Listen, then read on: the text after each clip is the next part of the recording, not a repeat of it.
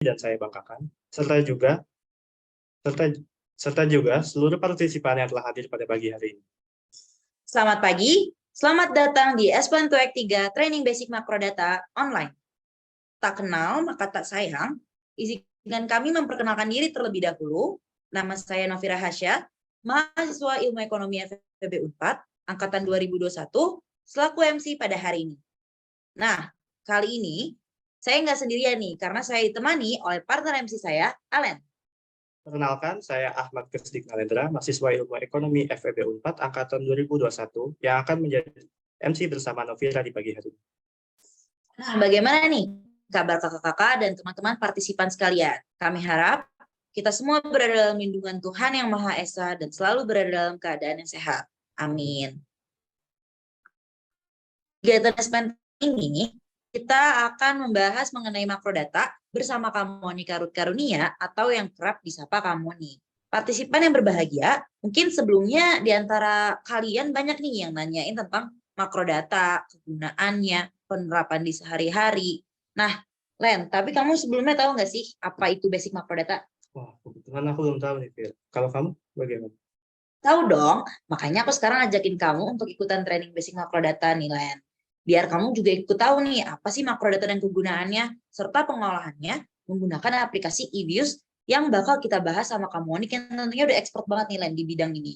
Aku jadi nggak sabar banget nih, pengen dengerin materi basic makrodata dari Kak Moni. Boleh langsung kita mulai nggak, Fir? Boleh banget sih, Len. Tapi sebelum kita mulai acara pada pagi hari ini, aku mau ucapin dulu nih selamat ulang tahun kepada program studi ilmu ekonomi yang ke-65 dan himpunan mahasiswa ESP FEB Unpad yang ke-64. Ya, aku juga mau ngucapin selamat ulang tahun kepada program studi ilmu ekonomi dan Hima ESP. Semoga jaya selalu ke depannya. Amin. Selamat ulang tahun. Oke, berikutnya alangkah baiknya mari kita berdoa menurut agama dan kepercayaan masing-masing. Semoga acara kita kali ini dapat berjalan lancar dan memberikan manfaat bagi kita semua. Berdoa dimulai.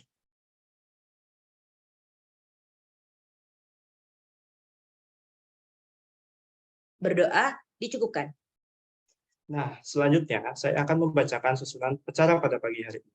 Yang pertama, kita akan mendengarkan sambutan dari OCPS Plan to Act 3 Training Basic Makrodata Online, dilanjut dengan sambutan Ketua Himpunan Mahasiswa ESP FEB Unpad. Setelah itu, kita juga akan mendengarkan sambutan dari Ketua Program Studi Ilmu Ekonomi FEB Unpad, lalu ada pembacaan peraturan, pengenalan atau pembacaan CV pembicara, sesi kuis melalui Kahoot, penyampaian materi oleh pembicara, lalu juga akan ada sesi tanya-jawab, dan yang terakhir, pemberian sertifikat dan dokumentasi acara. Tak perlu menunggu lebih lama lagi nih, Len. Mari kita dengarkan terlebih dahulu sambutan dari OCPS Plan to Act 3 Training Basic Makrodata Online. Kepada Salsabila Yori, waktu dan layar, dipersilakan. Oke, terima kasih kepada Novira dan Alen. Assalamualaikum warahmatullahi wabarakatuh. Selamat pagi.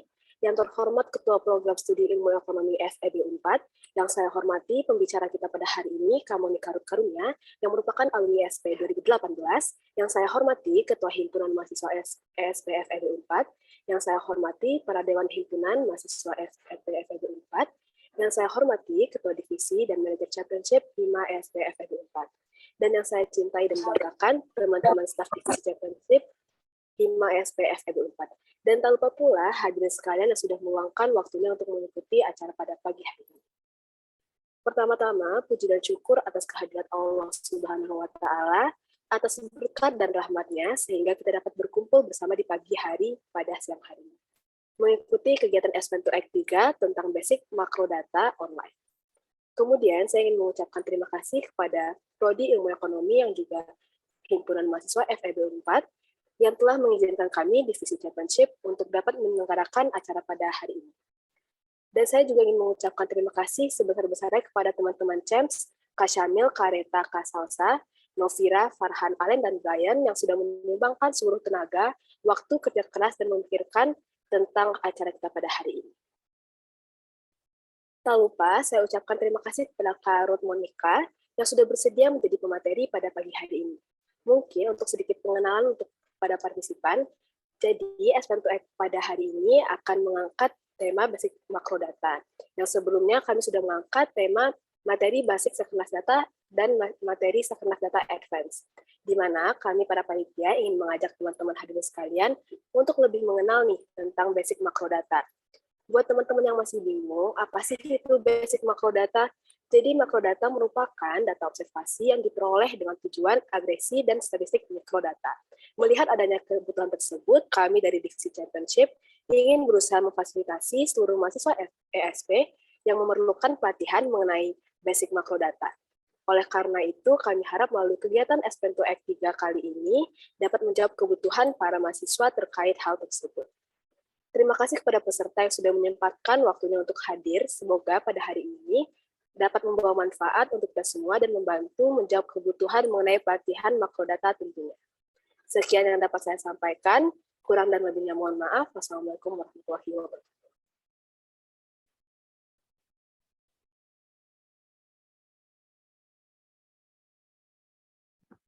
Terima kasih kepada Asya atas sambutannya. Selanjutnya kita ada apa lagi nih, Len? Selanjutnya, mari kita dengarkan sambutan dari Ketua Himpunan Mahasiswa PSP FBB 4 kepada Kang Dafa. Waktu dan layar dipersilakan. Oke, terima kasih Alen dan Novira. Sebelumnya suara aku terdengar jelas ya? Terdengar jelas, Kak. Oke. Bismillahirrahmanirrahim. Assalamualaikum warahmatullahi wabarakatuh. Salam sejahtera bagi kita semua. Shalom, Om Swastiastu, Namo Buddhaya, salam kebajikan. Teman-teman yang terhormat, rekan-rekan Dewan Hima SPF 4 periode 2022, yang terhormat Divisi Championship Hima SPF 4 periode 2022, yang terhormat pembicara pada Aspen2Act di pagi hari ini, Kamonik, dan teman-teman dan kakak yang hadir pada Aspen2Act di pagi hari ini.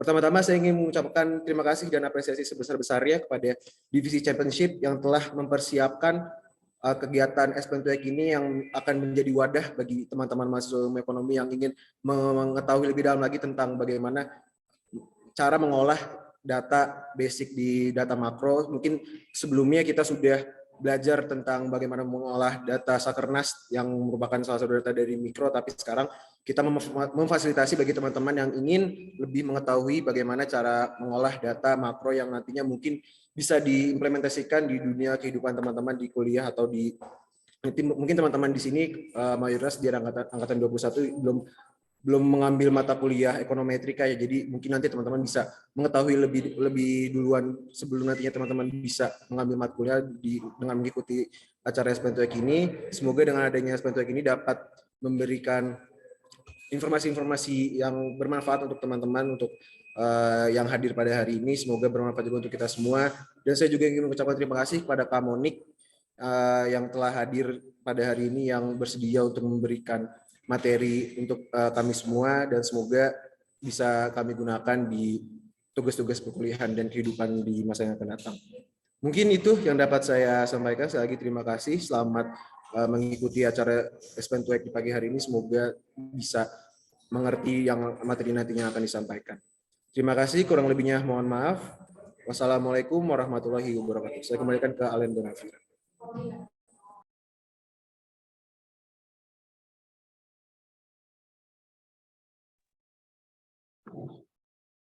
Terima kasih kepada Kang Dafa atas sambutannya. Sebelum kita lanjut ke rangkaian acara yang berikutnya, saya akan membacakan terlebih dahulu peraturan pada acara pagi hari ini.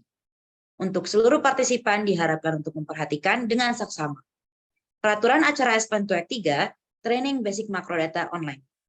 Yang pertama, peserta diwajibkan untuk berkata dan bersikap sopan. Yang kedua, peserta dilarang untuk merokok, meminum minuman keras, dan melakukan hal terlarang lainnya. Yang ketiga, peserta diharapkan untuk mematikan mikrofon sebelum dipersilakan untuk berbicara. Dan untuk yang terakhir, sesi tanya-jawab akan diadakan setelah pembicara selesai menyampaikan materi. Namun, pertanyaan juga bisa diajukan saat pembicara masih menyampaikan materi melalui kolom chat dengan sistematika. Peserta yang ingin mengajukan pertanyaan harus menggunakan format institusi _ pertanyaan. Dan pertanyaan yang sudah diajukan akan dijawab oleh pembicara pada sesi tanya-jawab yang akan berlangsung selama 15 menit. Demikian peraturan acara pada pagi hari ini. Kami harap para peserta dapat menaati peraturan dari awal hingga acara berakhir. Oke, sebelum kita lanjut, saya ingin mengingatkan terlebih dahulu kepada para partisipan di pagi hari ini untuk melakukan absensi di link yang sudah dikirimkan oleh panitia di kolom chat Zoom. Selanjutnya, saya akan memperkenalkan pembicara kita untuk Aspen 2X3 Training Basic Makrodata Online.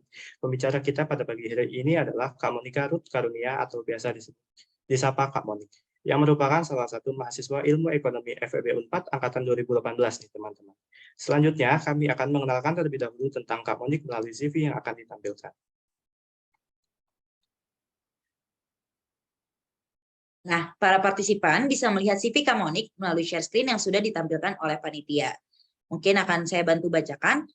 Nama lengkap Kak Monika adalah Monika Ruth Karunia, dan Kak Monik ini memiliki beberapa pengalaman kerja. Di antaranya yang pertama, pernah menjadi koordinator time series Econometrics Teaching Assistant pada 2021 sampai sekarang. Kemudian, Kak Monik juga pernah menjadi Student Internship Program di Lembaga Kebijakan Pengadaan Barang atau Jasa Pemerintah pada Agustus 2021 sampai September 2021. Selain itu, Kak Monik juga memiliki pengalaman organisasi di antaranya sebagai staf bidang informasi dan komunikasi di PMK FEB Unpad pada 2021, sebagai General Secretary PMK FEB Unpad pada 2020 sampai 2021. Serta Kak Monik juga menguasai pengolahan data menggunakan beberapa aplikasi di antaranya Stata, eViews, dan Tableau. Sebagai tambahan informasi, Kak Monik juga pernah nih meraih penghargaan Top 10 Best Paper on West Java Economic Society Call for Competition 2020 dan pernah meraih sertifikasi TOEFL dengan nilai 600. Wah, kalau dari pembacaan CV dan sertifikat yang Kak Monik punya, kayaknya kita udah menemukan Kak Monik ini sebagai pembicara yang sangat pas dan sangat keren ya untuk di SPN2 kita yang ketiga kali ini, Len. Betul banget, Bi. Pasti teman-teman dan kakak-kakak udah nggak sabar kan dengerin pemaparan materi dan pembicara keren seperti kamu. Tapi sebelum pemaparan materi, kita akan masuk ke sesi quiz dulu menggunakan Kahoot nih, Len. Supaya partisipan sekalian bisa mereview materi umum, sekaligus recall dulu nih, apa sih makrodata itu? Jadi untuk para partisipan, boleh banget langsung aja ikuti kuisnya, karena bakal ada satu orang pemenang yang akan mendapatkan hadiah dari panitia. Baik, untuk teman-teman panitia boleh silakan ditampilkan kode untuk masuk ke kuisnya. Dan para partisipan yang ingin mengikuti kuis, jangan lupa menggunakan nama dengan format institusi _ nama ya, teman-teman.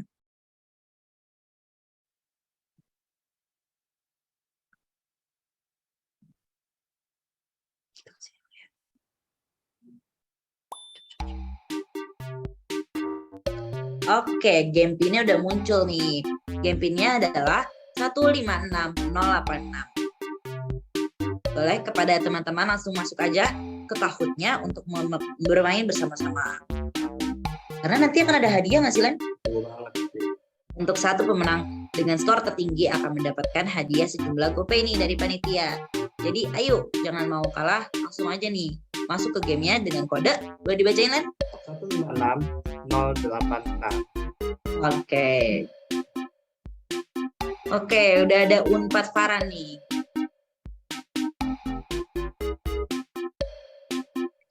Oke, sudah ada Unpad Kak Dava, Unpad Kak Faisal.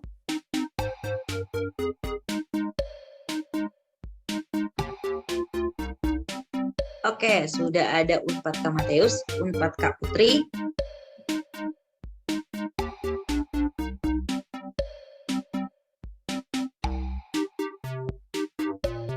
Kepada teman-teman, boleh langsung saja dimasuki kodenya 156086. Oke, udah ada Kak Alvaro dari Unpad. Alisa dari Unpad.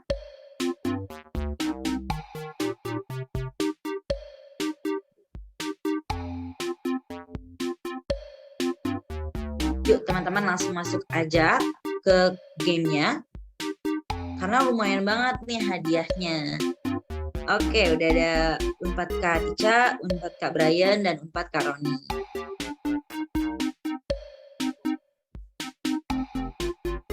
Oke, udah aku ada lihat ada Kak Fadila dari Unpad. Masih ditunggu ya teman-teman, silakan masukkan kodenya 156086. Oke, udah ada Unpad Kak Akmal dan udah Unpad Kak Salsa.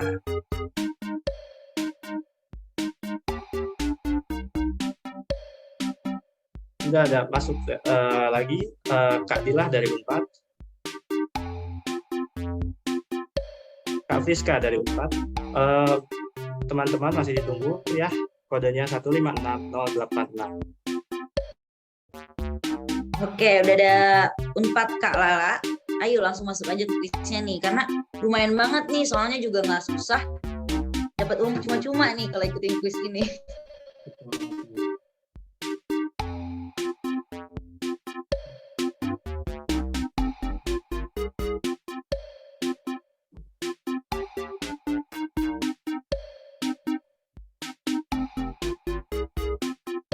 Oke, udah ada Unpad Kak Farah, ada Unpad Kak Hana.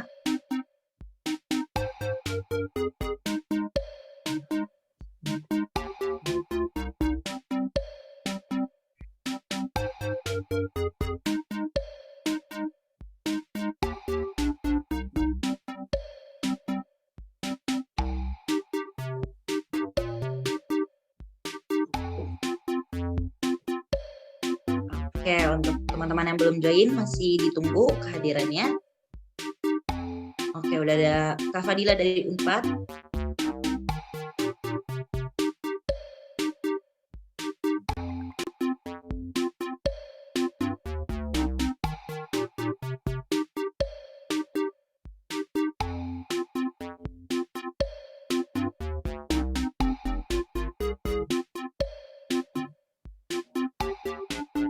Oke, udah ada Kak Bagus dari Unpad.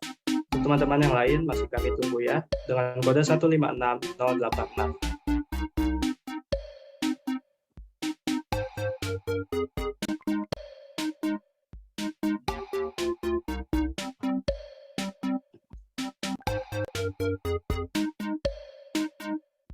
Oke, udah ada Kak Banyu dari Unpad.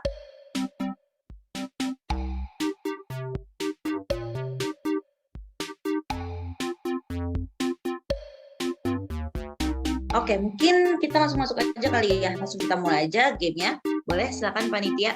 Boleh untuk start aja gamenya. Oke.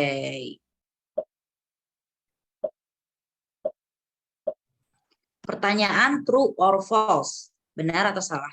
Makrodata merupakan data observasi yang diperoleh dengan tujuan agregasi dari statistik mikrodata. Kira-kira jawabannya benar atau salah ya, teman-teman?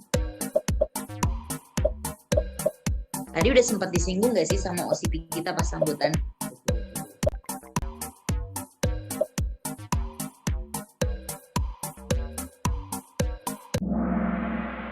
Oke, jadi jawabannya adalah benar dan aku lihat teman-teman dominan banyak yang jawab benar nih. Selamat ya, berarti teman-teman memperhatikan. Oke, boleh di next. Kita lihat di podium siapa yang mendapatkan posisi pertama. Oke, di podium saat ini skor tertinggi dipegang oleh Kak Mateus dari Unpad. Boleh dilanjut? Oke, pertanyaan kedua. SPN Track 3 membawakan tema Training Basic Sarnas Data, Training Basic Makrodata, Training Sarnas Data Advanced, Training Makrodata Advanced.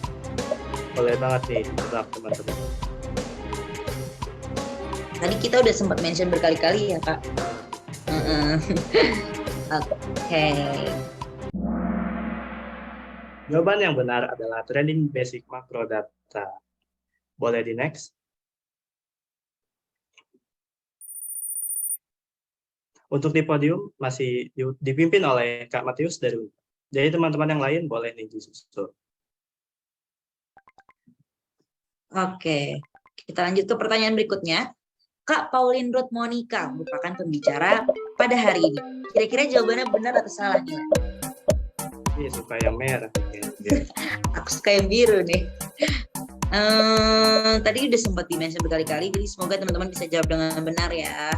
Karena ini pertanyaan bonus nih sebenarnya.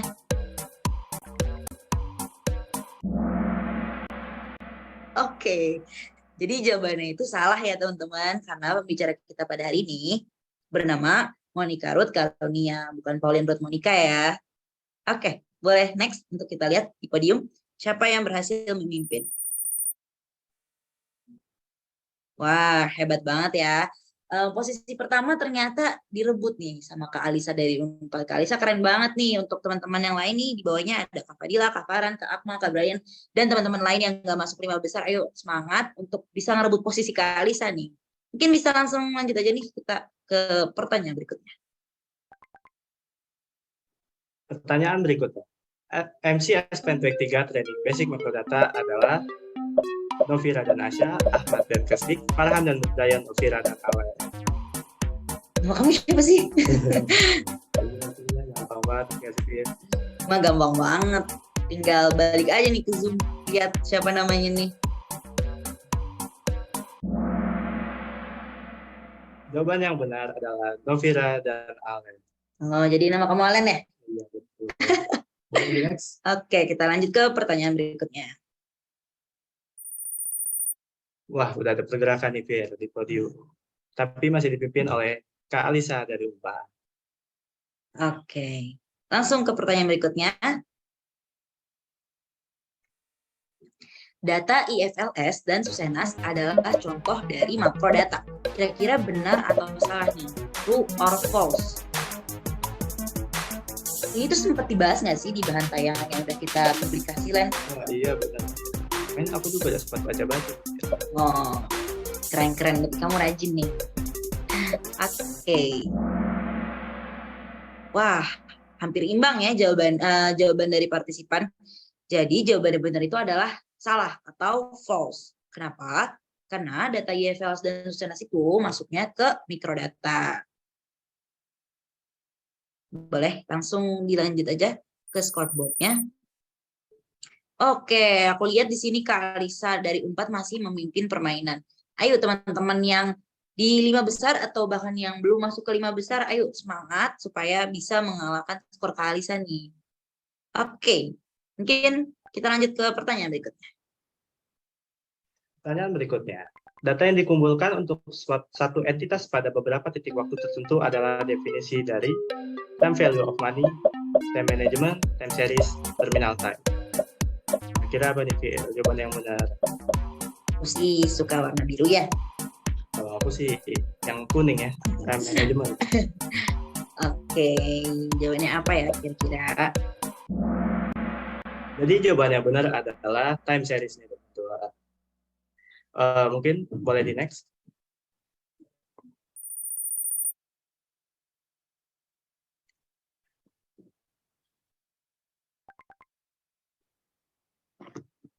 Oke, Kak Faisal dari Unpad masih udah mulai merebut posisi Kak Alisa ya dan berhasil mendapatkan skor tertinggi sejauh ini. Dan aku lihat Kak Hana berhasil menjawab pertanyaan benar 5 kali berturut-turut. Hebat banget ya Kak Hana, Len. Oke. Belum. Kita lanjut ke pertanyaan berikutnya. SPN 3 Training Basic Macrodata Online diselenggarakan oleh Hima jurusan Bisnis Digital, Manajemen, Ilmu Ekonomi Islam, atau Ilmu Ekonomi.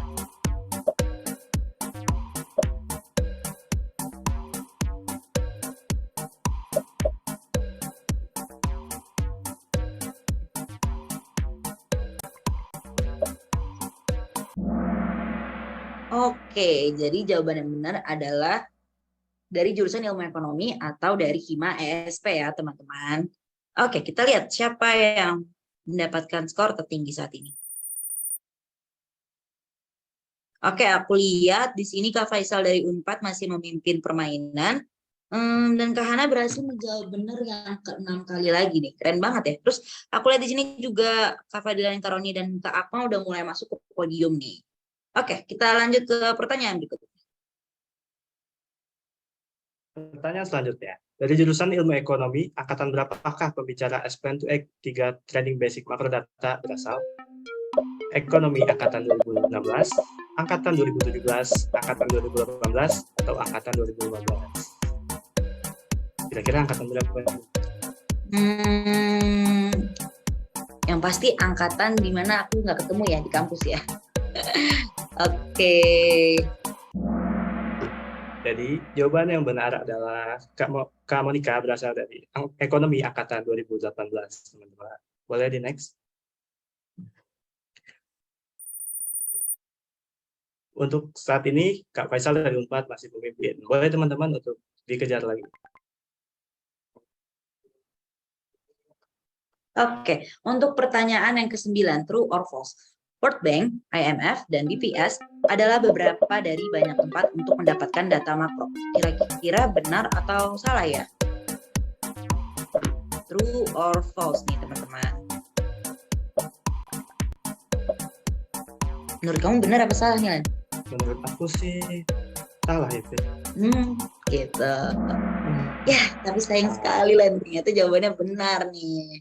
Dan aku lihat, wah, semua berhasil menjawab benar nih. Hebat banget. Oke, mungkin boleh di next. Wah, aku lihat di sini Kak Faisal masih memimpin permainan nih sejauh ini. Hebat banget ya Kak Faisal ya. Oke. Aku lihat Unpad Kak Bagus juga udah mulai memasuki podium.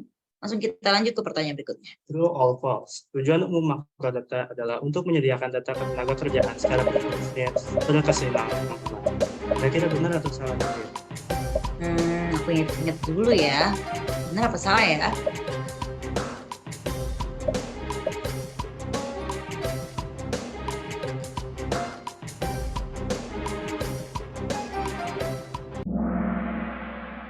Jadi jawabannya adalah salah, teman-teman. Karena menyediakan data ketenaga kerjaan secara berkesinambungan merupakan sakanas data. Boleh di next? Wah, udah selesai nih pertanyaannya. Siapa yang berhasil mendapatkan juara ketiga? Wah, ternyata Unpad Kahana nih. Juara kedua, Unpad Kak Faisal. Jeng jeng jeng jeng. Juara pertama Unpad Kak Fadila. Selamat ya Kak Unpad Kak Fadila.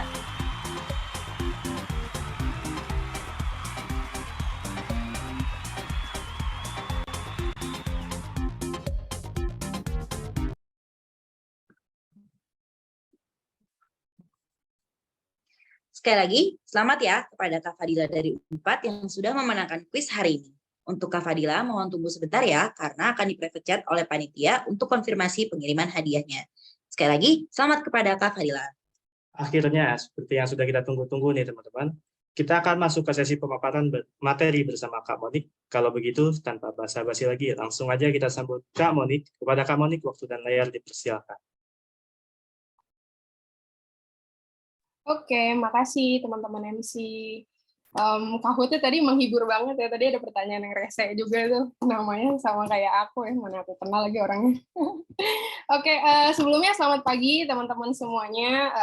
Aku mau ucapin terima kasih dulu ya buat teman-teman Hima yang udah nge-approach aku dan kasih aku kesempatan untuk bisa sharing kali ya mengenai pengolahan makrodata gitu sama teman-teman semuanya. I'm no expert teman-teman, aku juga masih terus belajar gitu ya. Harapannya sih apa yang aku bagikan ke teman-teman semuanya bisa bermanfaat, dan aku kayaknya dikasih waktu cuma 70 menit dan aku rasa itu udah cukup ya dari teman-teman Hima, lebih dari cukup malah. Aku juga mengapresiasi buat teman-teman semuanya yang udah hadir ya di hari Minggu ini. Harusnya kayak jam segini kalian baru bangun atau masih bobo ya, tapi kalian udah meluangkan waktu kalian gitu untuk hadir di training makrodata kali ini. Mungkin aku langsung aja kali ya share screen materinya. Wait. Nanti timekeeper boleh minta tolong ingatin aku ya. Takutnya aku kelebihan lagi ngomong. Semoga udah kelihatan teman-teman. Udah kelihatan ininya? Apa sih namanya? Slides-nya? Nggak akan Sudah, Kak. Full screen sih sebenarnya. Oke. Thank you. Kita bakal mulai pembahasan kali ini tuh dari definisi dulu ya. Tadi kan udah sempat dibahas ya di Kahoot juga kan. Tapi aku mau nerangin ulang lagi. Jadi definisi dari makrodata itu sebenarnya adalah an observation data gained by a purposeful aggregation of statistical microdata conforming to statistical methodology. Ini diambil dari OECD 2005 ya.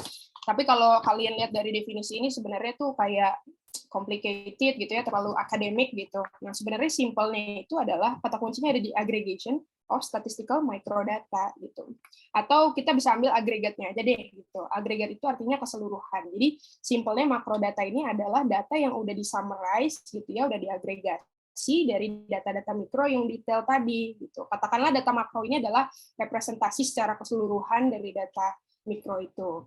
Nah, ini untuk memudahkan teman-teman memahami gitu ya, bedanya apa sih mikro dengan makro gitu. Kalau mikro itu lebih ke person specific atau individual gitu. Dan datanya biasanya sifatnya cross sectional. Cross sectional itu maksudnya kayak variabelnya banyak gitu ya, tapi nggak ada timestamp-nya, nggak ada time frame-nya. Jadi emang nggak current time aja gitu, atau contemporaneous gitu.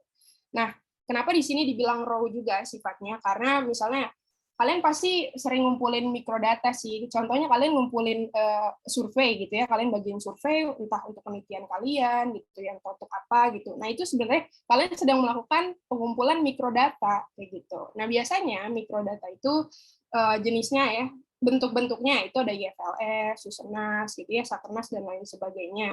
Aku nggak ahli di mikrodata ini karena aku kebetulan TATS. Kalau misalnya teman-teman mau belajar tentang mikro, mungkin bisa ke TATA Mikro ya, yang angkatan 2000 berapa sekarang, 2019 kayaknya udah mulai mengajar. Lalu sekarang kita ke makro. Nah, makro ini tadi kata kuncinya adalah agregat atau keseluruhan tadi. Nah, biasanya sifatnya itu time series, jadi ada periode waktunya kayak tahunan, bulanan gitu ya, apalagi itu triwulanan dan lain sebagainya gitu. Nah, di sini juga sifatnya modified. Kayak tadi dalam definisinya kan dibilang katanya ada statistical methodology ya, ada proses statistical methodology-nya gitu. Nah, modified ini maksudnya ada aggregation method-nya, bisa jadi disam, bisa jadi rata-rata gitu ya, entah bagaimana caranya dia membuat data ini jadi data agregat gitu dari data-data mikro tadi. Contohnya, teman-teman bisa ambil di World Bank, IMF, BPS dan lain sebagainya. Ini aku contohin satu ya. Teman-teman bisa melihat data aggregation method-nya dari data World Bank itu di mana. Itu ada di sini. Ketika kalian download misalnya data dari World Bank gitu ya, data dari World Bank itu memuat ada 2 sheets, data dan habis itu series metadata. Jadi kalau kita ke kanan, makin ke kanan gitu ya, di sini ada aggregation method-nya. Nah, ini ya. Nah, kita akan pakai data ini nanti buat buat nanti kita melakukan pengolahannya. Jadi kalau udah ada kayak gininya, udah pasti kita hari ini akan membicarakan tentang makrodata ya, kayak penjelasan lebih detailnya bagaimana caranya dia menghitung sebenarnya datanya itu dari mana gitu ya. Itu ada semuanya di sini. Begitu juga IMF sebenarnya ada sih. Itu. Next, kita ke definisi dari time series. Nah, tadi kan sempat di-mention ya kalau di makrodata itu biasanya datanya itu time series. Jadi kalau di kami, di teman-teman teman-teman yang belajar mengenai time series atau time series econometrics, itu biasanya belajar mengenai makrodata. Jadi tapi kita sering nyebutnya tuh data time series gitu. Jadi kita menyamakan term saja ya teman-teman dari awal. Ketika aku nyebut data time series itu yang di kepala kalian adalah data makro gitu ya. Nah, data time series itu adalah data collected for a single entity at multiple points in time. Ini diambil dari buku kalian, buku Stock and Watson 2015. Kalian pasti pakai buku ini. Dan ini sebenarnya artinya adalah jadi datanya itu adalah data untuk satu entitas gitu, misalnya Indonesia gitu ya, misalkan satu kabupaten gitu ya. Tapi at multiple points in time artinya ada periode waktunya. Contohnya di sini ada grafik yang aku ambil dari buku kalian juga yang kalian pelajari, Gujarat Reporter. Data tentang GDP, DPI, dan PCE Amerika Serikat dari tahun 1947 sampai dengan 2007. Datanya itu sifatnya quarterly ya, periode waktunya gitu. Dan ini udah ditransformasi menjadi logaritma natural untuk mengecilkan rasionya gitu. Nah, di sini teman-teman bisa lihat nih, ini time-nya. Tapi time-nya itu dia bentuknya 1 sampai 264 ya. Nah, 1 sampai 264 ini sebenarnya bisa diganti dengan 1947 Q1 gitu ya, sampai dengan ini yang terakhir mungkin saja ya 2007 di Q4 gitu ditutupnya. Gitu, dan ini datanya sering berjalannya waktu tuh meningkat ya, tiga-tiganya tuh sering berjalannya waktu, value-nya itu meningkat terus kayak gitu. Ini ada biasanya kita sebut itu ada trennya. Tren positif itu untuk yang angkanya terus-terusan meningkat, tren yang negatif itu untuk angka yang terus-terusan menurun kayak gitu. Nah, ketika kita mengolah makrodata, ketika kita mengolah data time series, gitu ya, kita nggak akan terbebas dari yang namanya masalah ya. Justru ada beberapa terms yang harus teman-teman ketahui gitu. Nah, yang pertama itu adalah spurious regression. Katanya di sini spurious regression adalah regression that tends to accept a false relation or reject a true relation by flow regression scheme. Jadi bisa jadi di spurious regression ini tuh secara teori ada hasil yang harusnya nggak signifikan, tapi ternyata dia signifikan gitu ya. Terus habis itu indikasi lainnya apa? Indikasi lainnya adalah R-square-nya yang tinggi banget, bisa sampai kayak 99, berapa gitu. Itu ada indikasi spurious regression gitu, walaupun tidak selalu ya. Sebenarnya R-square yang semakin tinggi itu menunjukkan goodness of fit atau kebaikan lagi. Kayak bagusnya model kita gitu ya. Tapi yang terlalu tinggi juga kita patut curigai gitu. Nah, terus yang kedua, stationarity. Nah, stationarity ini sering banget disebutin di mata kuliah time series ataupun di praktikum ya. Pasti teman-teman yang udah ngambil nggak asing nih dengan hal ini gitu. Jadi stationarity ini adalah ketika data yang kita punya itu memiliki mean, variance, dan covariance konstan over time. Jadi konstan, selalu konstan gitu. Nah, kalau kita balik lagi ke slide yang sebelumnya, teman-teman bisa lihat di sini kalau ini tuh datanya meningkat terus ya setiap waktu gitu ya, bertambahnya waktu meningkat. Nah, ini kalau data yang seperti ini, datanya tidak stasioner. Kenapa? Karena dia datanya tuh ketika periodenya berubah, mean-nya juga akan berubah gitu. Jadi data yang memiliki tren sebenarnya itu adalah data yang tidak stasioner, dan kita nggak mau mengolah data yang seperti ini sejujurnya, gitu ya.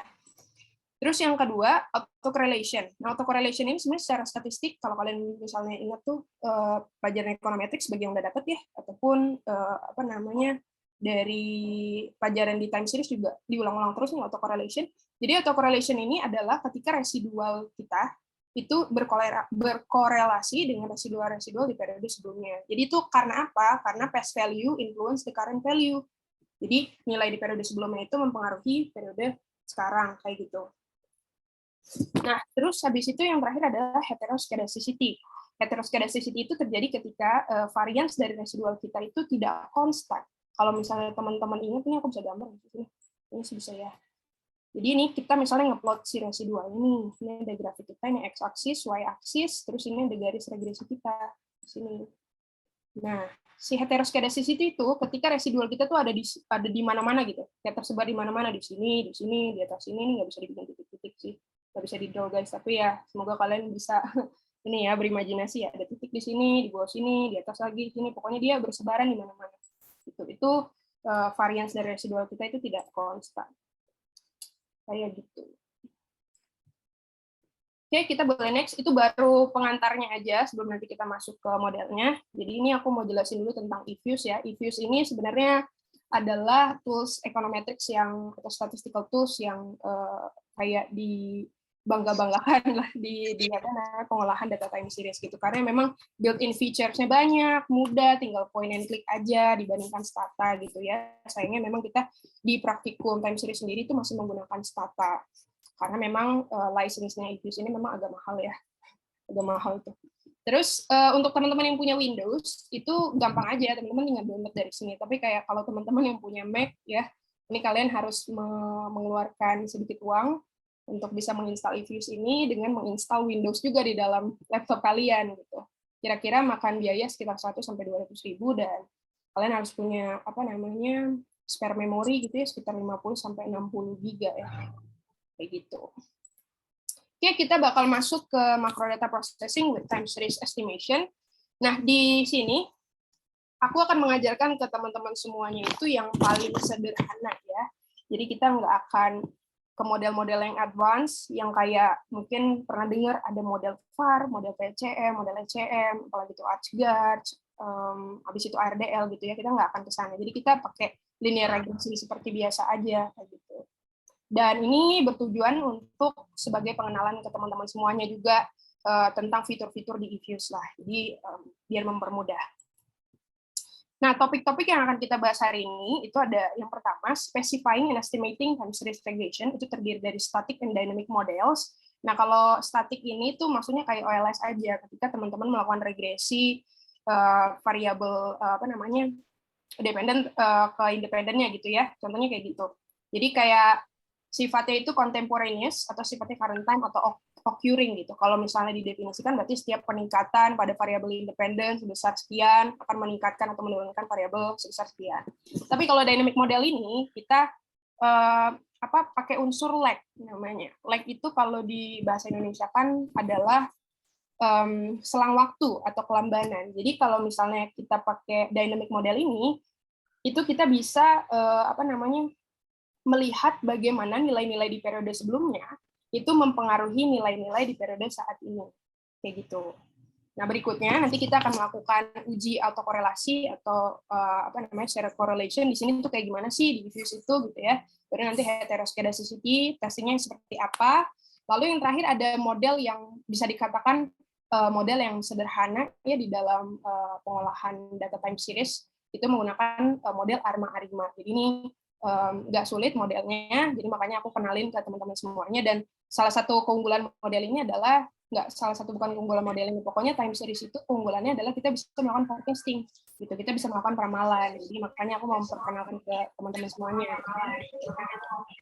Oke, nanti teman-teman pakai data ini ya, practice_1 ini teman-teman bisa download mungkin dari link yang udah dikasih sama teman-teman Hima. Gitu. Kita mulai aja. Ini aku ke eFuse-nya ya, teman-teman. Mungkin sembari teman-teman juga mau buka eFuse yang udah install eFuse gitu. Kalau yang belum install mungkin mau install dulu, silahkan gitu ya, boleh. Nah, kita kan udah punya data tuh tadi, practice_1 XLS. Jadi data kita itu awalnya adalah data dari Excel gitu. Kita mau ngimport si data itu. Caranya seperti apa? Caranya itu kita buka yang open a foreign file. Lalu nanti teman-teman cari di mana sih datanya gitu ya. Aku tuh datanya ada di download sih. Di sini, terus aku buka, open. Oke, jadi ini tampilan pertama ketika kalian mau mengimport data dari Excel. Jadi ada 4 step di sini. Dan kalian kalau misalnya kalian punya Excel nih, terus kalian punya data tuh di sheets-nya beda-beda gitu. Ada di sheets mana gitu ya. Nah, Excel si eFuse ini bisa membuat kalian bisa membaca data kalian itu di sheets mana gitu. Jadi kalian bisa milih kalian mau pakai data di sheet 1 atau 2 atau 3 gitu ya. Nah, kebetulan aku di sini datanya tuh ada di sheets data. Jadi aku pilih data. Biasanya dia otomatis sih membaca gitu ya, kalau cuma datanya cuma di situ doang gitu, atau sheets-nya nggak terlalu banyak. Nah, ini default aja, teman-teman bisa langsung next. Dan ini juga default aja, teman-teman bisa langsung klik next. Nah, di sini yang hati-hati. Jadi, kalau misalnya teman-teman punya data yang udah ada periode waktunya, kayak aku di sini punya variable years gitu ya, yang menunjukkan periode waktu, ini harus dibaca sebagai date, teman-teman. Jadi, jangan dibaca sebagai number, ini harus dibaca sebagai date. Cara ngubahnya gimana? Cara ubahnya ada di data type sini. Kita ubah jadi date. Gitu. Sisanya ini adalah number ya. Jadi ini diidentifikasi sebagai number. Kalau udah seperti ini, teman-teman boleh klik next. Oke, ini untuk kasus data yang udah punya variabel waktu. Tapi bagaimana kalau misalnya nggak punya variabel waktu gitu ya? Kita mau buat gitu di dalam eFuse-nya. Kebetulan kita belum buat di Excel-nya gitu, katakanlah. Caranya kalian klik yang ada di sini, dated specified by date series. Kalian klik dated regular frequency. Nah, terus kalian klik frekuensinya apa? Misalnya, apakah annual, apakah monthly, apakah bi-monthly, terus habis itu ada weekly, dan lain sebagainya gitu ya. Nah, ini sebenarnya yang aku suka dari eFuse juga, ini memudahkan kita ya, dia bisa pilihan ininya banyak ya, pilihan frekuensi datanya itu banyak. Kalau di Stata itu kadang kita nggak tahu apa sih komennya gitu ya, komennya agak sulit diketahui gitu. Nah, nanti start date-nya kita tinggal bikin aja, misalnya pakai annual data berarti dari 1990, katakanlah seperti itu. Atau misalnya dari bulanan, berarti 1990 M1 gitu ya. Karena kayak gitu.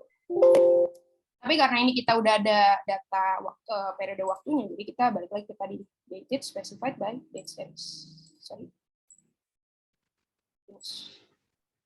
Ini klik no aja. Oke, kita udah punya data-data di sini. Di sebelah kiri ini data-data kita semuanya bisa dibuka ya. Nanti kalau misalnya kita buka satu-satu itu muncul ke spreadsheet gitu, teman-teman. Nah, di sini kita disuruh untuk specify your variables dulu. GDP itu sebagai variable dependent kita. Terus habis itu investment dan M2 atau broad money itu sebagai variable independen kita. Nanti kita save model ini menjadi equation 1 gitu ya. Di sini udah ada spesifikasinya seperti apa ya, nanti kalian tinggal bisa diklik aja gitu kan dari variabel sininya. Caranya gimana nih aku tunjukin.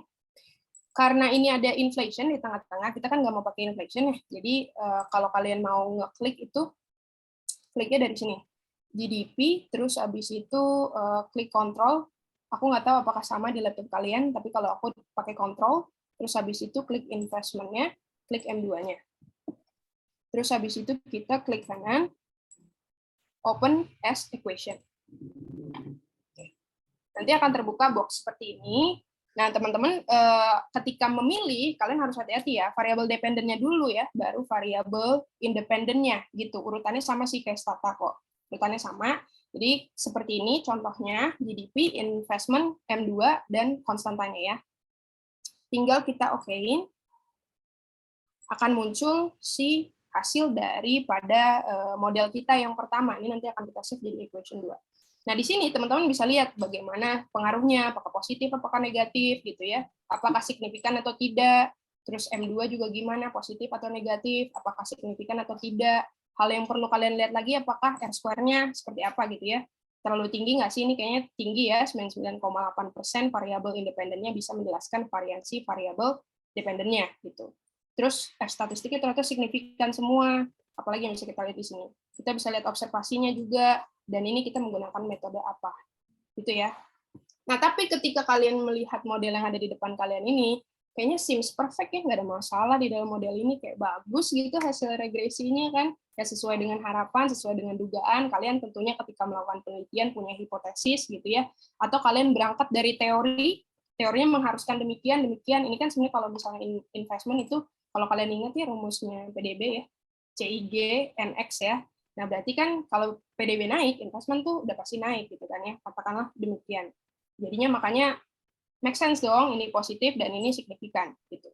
Tapi ada masalah nggak sih di dalam model kita? Nah, itu kita harus cek lebih lanjut. Jadi, ketika kita mengolah data time series menggunakan least square ya, least square method, kita nggak boleh langsung kayak ini kita ambil sebagai model yang sudah paling baik gitu. Ada beberapa hal yang harus kalian pertimbangkan. Yang pertama adalah sini, kalian cek dulu uji-ujinya, uji-uji asumsinya. Yang pertama itu adalah normalitas. Datanya tuh residualnya tuh sudah normal atau belum sih? Gitu, terdistribusi normal atau belum sih? Ternyata di sini probability-nya adalah 0,32 sekian gitu ya. 0,32 sekian ini itu sudah lebih daripada tingkat signifikansi yang kita punya. Kita tuh punya tingkat signifikansi biasanya 1, 5, dan 10. Untuk teman-teman yang biasanya kalau yang social science itu umum pakai 5% gitu ya. Tapi kalau teman-teman IPA setahu aku tuh biasanya mentolerir error tuh 1% gitu. Jadi umum ya kita pakai 5% ataupun berapa gitu. Ini aku pakai tiga-tiganya aja karena tiga-tiganya sebenarnya udah lulus. 1, 5, dan 10 gitu ya. 10% dia sebenarnya udah lulus karena nilai 0,32 ini udah lebih daripada si tingkat signifikansi tadi. Nah, terus kita cek apa lagi? Kita cek autokorelasi. Pakai serial correlation LM test itu diperoleh dari sini ya, teman-teman. Klik residual diagnostic, klik serial correlation LM test. Ini oke aja, default aja. Nah, terus kalian lihat hasil yang di sini. Ternyata dia signifikan ya, ada masalah autokorelasinya. Ini bisa jadi karena tadi kita memakai data time series, karena past value influence current value gitu kan. Jadi makanya ini nggak heran sebenarnya ada autokorelasi, dan biasanya teman-teman yang mengolah data time series itu sering banget yang mengalami masalah ini gitu. Dan ini ada autokorelasi ya teman-teman, berarti nggak lolos ya di uji yang ini ya. Terus kita coba heteroskedastisitas, apakah lolos atau tidak. Ini oke aja, kita pakai Bruce Pagan Godfrey, tadi masih menu yang sama ya, dari residual diagnostic, heteroskedasticity test, baru Bruce Pagan Godfrey, klik OK. Nah, ternyata kita di dalam model kita itu nggak ada masalah heteroskedasisitas ya, udah lolos. Karena udah nilainya ini, p-value-nya itu lebih daripada tingkat signifikansi yang kita punya, entah 1, entah 5, entah 10 ya. Nah, kalau kayak gini berarti tadi yang nggak lolos itu cuma autokorelasi ya. Nah, kalau nggak lolos autokorelasi, kita masuk lagi ke estimation output ini. Si model kalian nggak bisa dipakai, teman-teman. Model kalian ini bisa dikatakan nggak baik untuk dilakukan, nggak baik untuk dijadikan hasil untuk penelitian. Karena apa? Karena kalian mungkin ada yang belum dapat econometrics, tapi mungkin ada yang udah dapat econometrics. Ingat lagi kalau misalnya ada masalah autokorelasi ataupun masalah-masalah dalam uji asumsi klasik ya, standar error-nya ini nggak valid, ini juga nggak valid ya, si p-value-nya nggak valid. Jadi kita sebenarnya nggak bisa membaca ini sih, gitu ya, nggak bisa membaca bagaimana pengaruhnya, apakah signifikan atau tidak gitu ya. hal yang perlu kita lakukan adalah mengoreksi si autokorelasi tadi. Caranya gimana nanti ya di belakang ya. Ini kita save dulu lah contoh pertama. Ini di save jadi equation 1. Cara nge-save-nya itu kalian klik name, tinggal default langsung muncul dia equation 1, atau kalian bisa namain custom ya, terserah. Terus kita klik OK. Nah, dia udah nge-save nih di sini. Selanjutnya kita ke model yang berikutnya ya. Ini ada example yang berikutnya.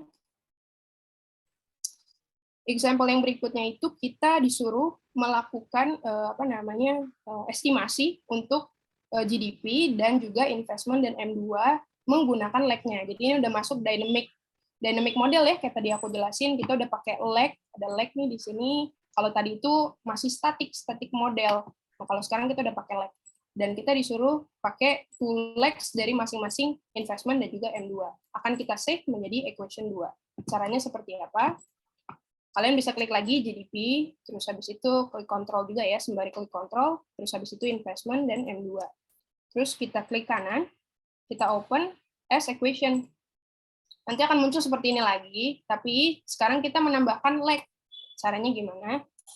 Kalian ketik aja investment -1 gitu ya, sorry. Oke, ini ulang lagi, investment -1, investment M2 -2, -1, investment M2 sama satu lagi M2 -2. Jadi kalian ketik aja investment dalam kurung -1, baru investment -2 gitu ya, M2 -1 -2. Kita klik OK aja. Nah, sekarang kalian punya hasilnya nih di sini. Nah, ini diinterpretasikannya kayak tadi ya, bagaimana si variabel independennya mempengaruhi variabel dependennya. Terus habis itu kalau yang ini, bagaimana variabel independennya di satu periode sebelumnya, karena di sini pakai datanya tahunan, jadi kayak satu periode sebelumnya itu maksudnya 1 tahun sebelumnya, kayak gitu ya. Bagaimana si variabel independen di 1 tahun sebelumnya itu mempengaruhi variabel GDP di periode sekarang. Gitu. Nah, terus yang investment -2 itu kayak gimana? Lanjut lagi, kayak 2 periode sebelumnya, atau 2 tahun sebelumnya mempengaruhi GDP sekarang itu seperti apa. Ternyata investment di 1 periode sebelumnya atau 1 tahun sebelumnya tidak mempengaruhi GDP ya, karena kan nggak signifikan.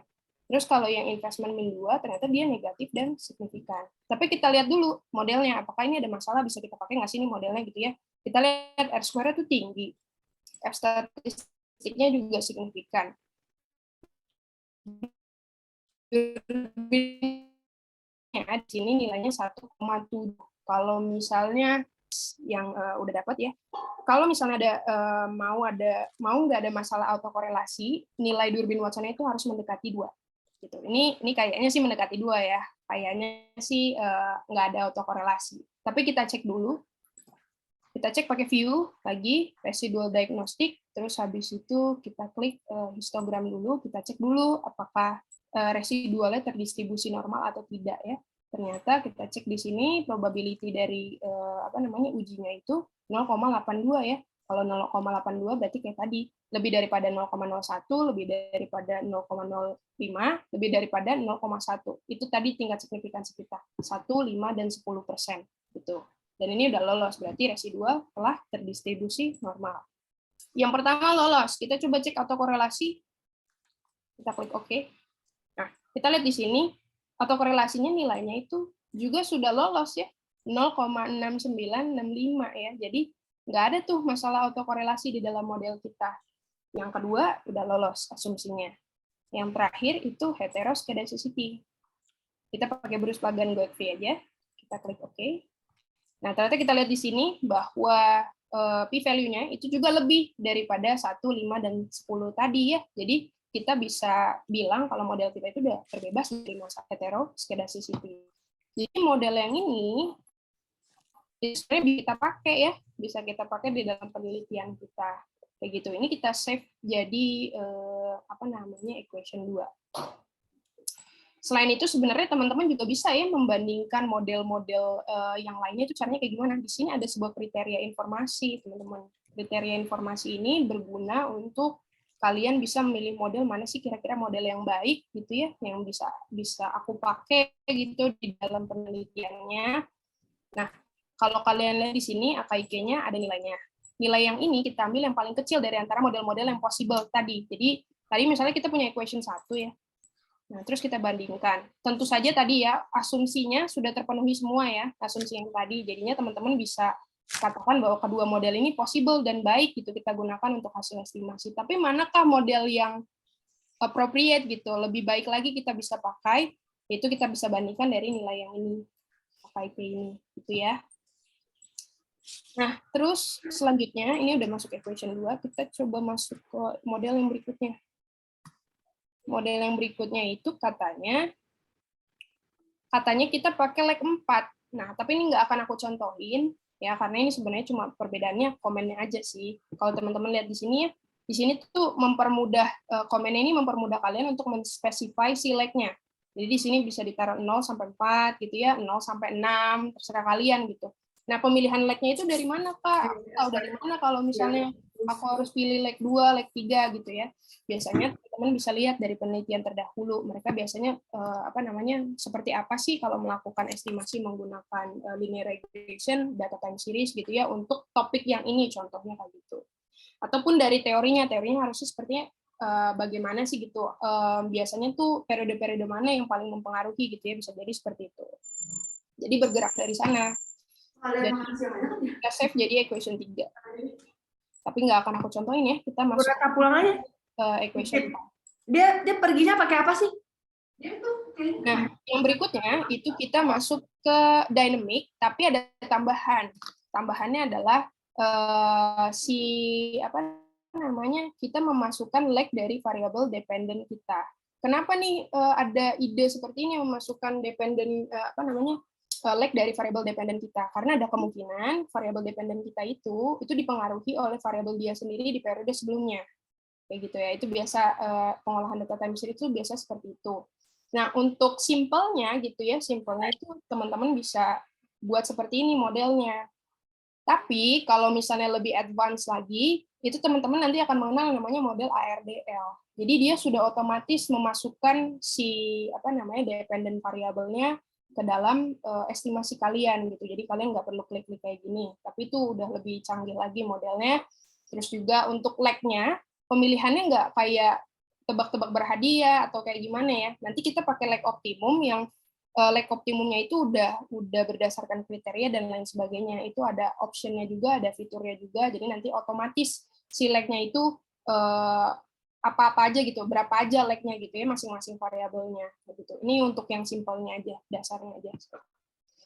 Terus kita coba dulu GDP min 1, investment min 1, M2 min 1 ya. Jadi kita coba di sini, kita klik lagi GDP, terus habis itu investment, M2, kita klik kanan, open as equation. Tadi kita masukin GDP min 1, terus habis itu investment min 1, terus M2 min 1. Kita klik OK aja.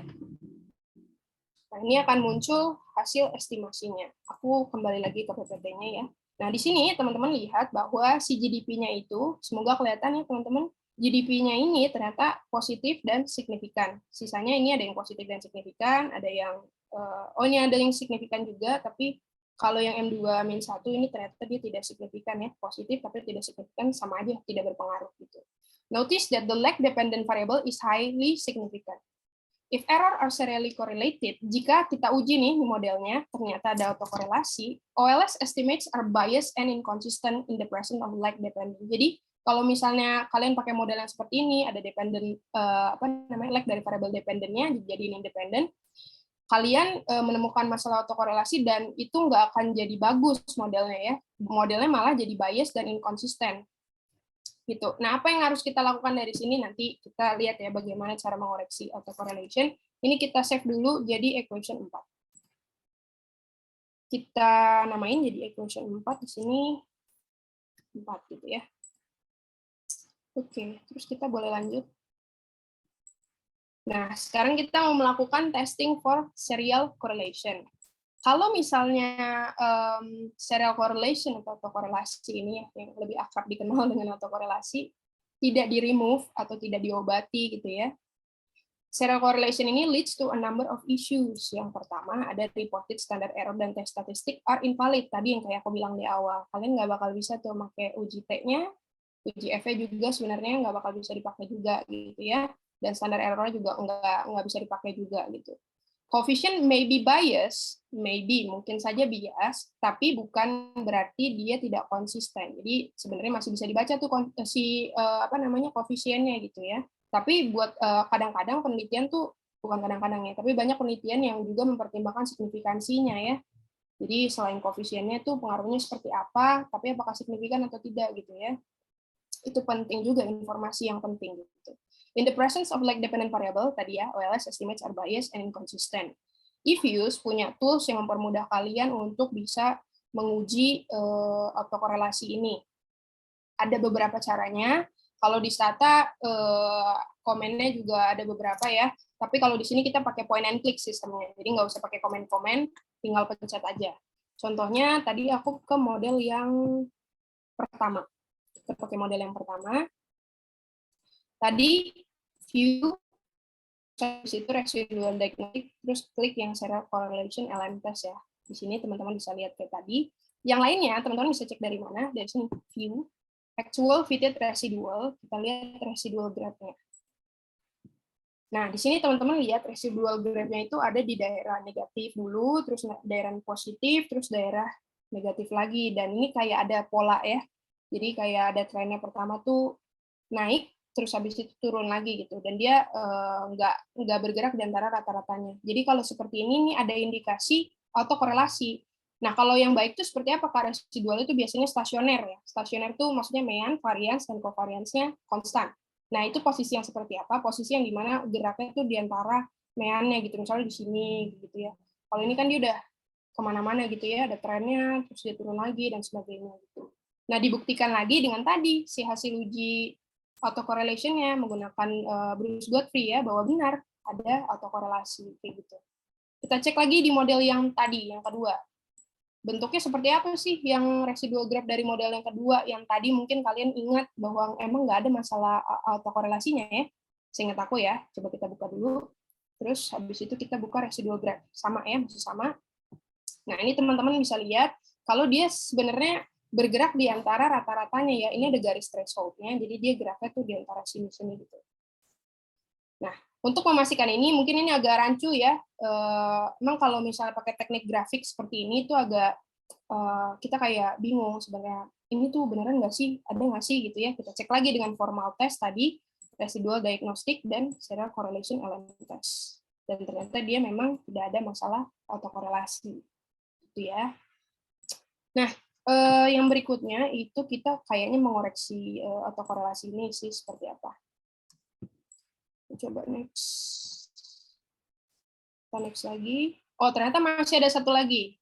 Masih ada satu lagi bagaimana menguji autokorelasi. Yaitu dengan cara seperti ini. Tadi kita masuk ke equation satu lagi ya. Terus kita klik view. Kita klik residual diagnostic lagi, menu yang sama seperti tadi kita menguji autokorelasi, tapi kita masuknya ke sini, correlogram view statistik. Kita klik OK. Nah, terus muncullah si gambar seperti ini. Ya. Kecilin aja biar kita bisa kelihatan. Nah, di sini teman-teman lihat, ini lag ya, ini lag 1, 2, 3 sampai dengan 16. Ini prop-nya. Untuk tadi kalian bisa memutuskan apakah ini ada autokorelasi atau tidak, dan ini spike dari masing-masing AC dan PAC-nya gitu ya, autocorrelation dan partial correlation-nya. Nah, kalian boleh lihat di sini aja nih. Ini spikes-nya atau garisnya itu lebih dari garis batas. Kalau seperti ini kondisinya, artinya memang benar signifikan ada autokorelasi, dan kalian bisa pastikan lagi di sebelah kanan ini. Di tiap leg-nya ternyata ini ya, signifikan ya, ada autokorelasi ya. Tadi kita pakai uji yang satu lagi juga ternyata betul ya, sama ya hasilnya gitu. Berarti benar model ini memang ada autokorelasi. Itu beberapa cara cara melakukan uji autokorelasi menggunakan eViews ya, gampang teman-teman, tinggal pencet aja gitu kan, terus jadi, terus kalian tinggal analisis. Nah, ada lagi yang lain ternyata, aku lupa ngasih tahu, ada Durbin Watson, ini udah ya, ini Bruce Godfrey ini udah, dari tadi udah kita ulang-ulang. Jungbox Q statistik ini udah juga, Jungbox Q statistik ini adalah parallelogram tadi. Nah, Durbin Watson ini ada di mana, Kak? Kayaknya tadi nggak ada pilihannya ya, soalnya kalau kita klik serial LM langsung Bruce Godfrey gitu kan, otomatis. Nah, itu bisa dilihat dari sini, teman-teman. EQ1 ya, ini tadi kalau kita masukin lagi ke estimation output, jadi teman-teman masuk ke estimation output, nilai Durbin Watson-nya itu ada di sini. Ini tadi aku udah mention sebenarnya di awal, ada di sini. Kalian ingat kalau misalnya mendekati 2 berarti tidak ada autokorelasi ya. Tapi di sini nilainya 0,56, berarti dia ada di sebelah kiri sepertinya ya. Jadi ada autokorelasi. Nah, ini ada garisnya.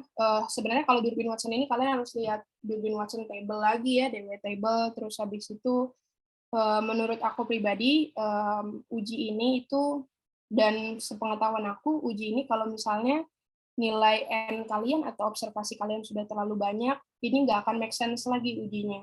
Jadi lebih baik kalian pakai yang tadi, Bruce Godfrey ya, Bruce Godfrey test. Dan Bruce Godfrey test itu bagus kalau misalnya kalian punya model yang memiliki lag juga.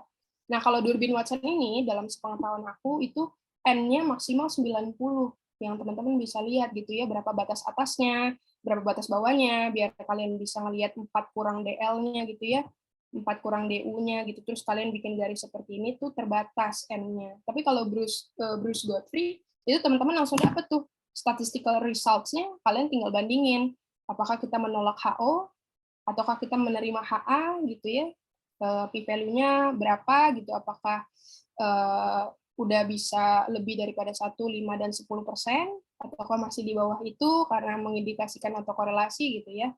Kita bisa cepat lah, intinya seperti itu. Nah, yang berikutnya, ini tadi ya, si Bruce Godfrey itu, bagaimana caranya mengoreksi adanya autokorelasi? Nah, yang pertama itu sebenarnya kalian bisa add a relevant variable. Ini aku coba contohin. Di sini contohnya kita punya model yang lebih sederhana lagi daripada model kita yang tadi ya. Jadi aku coba bikin model GDP sama yang investment dulu, berdua dulu. Equation seperti ini, kita klik OK. Nah, teman-teman bisa lihat nilai Durbin Watson-nya ya. Ini kan 0,42 ya. Mungkin teman-teman boleh hafal ini 0,42. Terus kita coba cek untuk model yang ditambahin lagi si variabel independennya. Kita open as equation, klik OK. Kita lihat di sini Durbin Watson-nya naik. Ya, jadi tadi 0,42 jadi 0,56. Terus kita tambahin lagi satu variabel lagi, misalnya apa? Inflation ya, di sini ada satu variabel lagi, satu lagi inflation. Kita klik OK, ternyata nilai Durbin Watson-nya naik lagi ya. Walaupun memang ini nilainya masih di area antara area ada autokorelasi ataupun inkonklusif ya, karena aku kan nggak lihat Durbin Watson table-nya. Tapi ini kalau mau dicek juga sepertinya ada masalah autokorelasi, kita cek lagi. Oke, jadi masih signifikan ya, ada masalah autokorelasinya gitu. Nah, tapi tadi teman-teman bisa lihat bahwa nilai Durbin Watson itu lama-lama meningkat gitu ya, seiring kalian menambahkan variabel yang relevan gitu.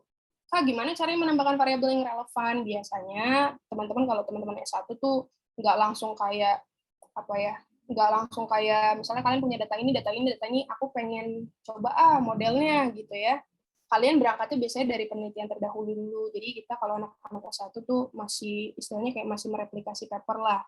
Terus bagaimana cara kita melihat novelty-nya gitu. Kadang-kadang kan kalau replikasi aja kayaknya kurang puas gitu, dan mungkin dinilai kayak cuma mengimitasi gitu ya.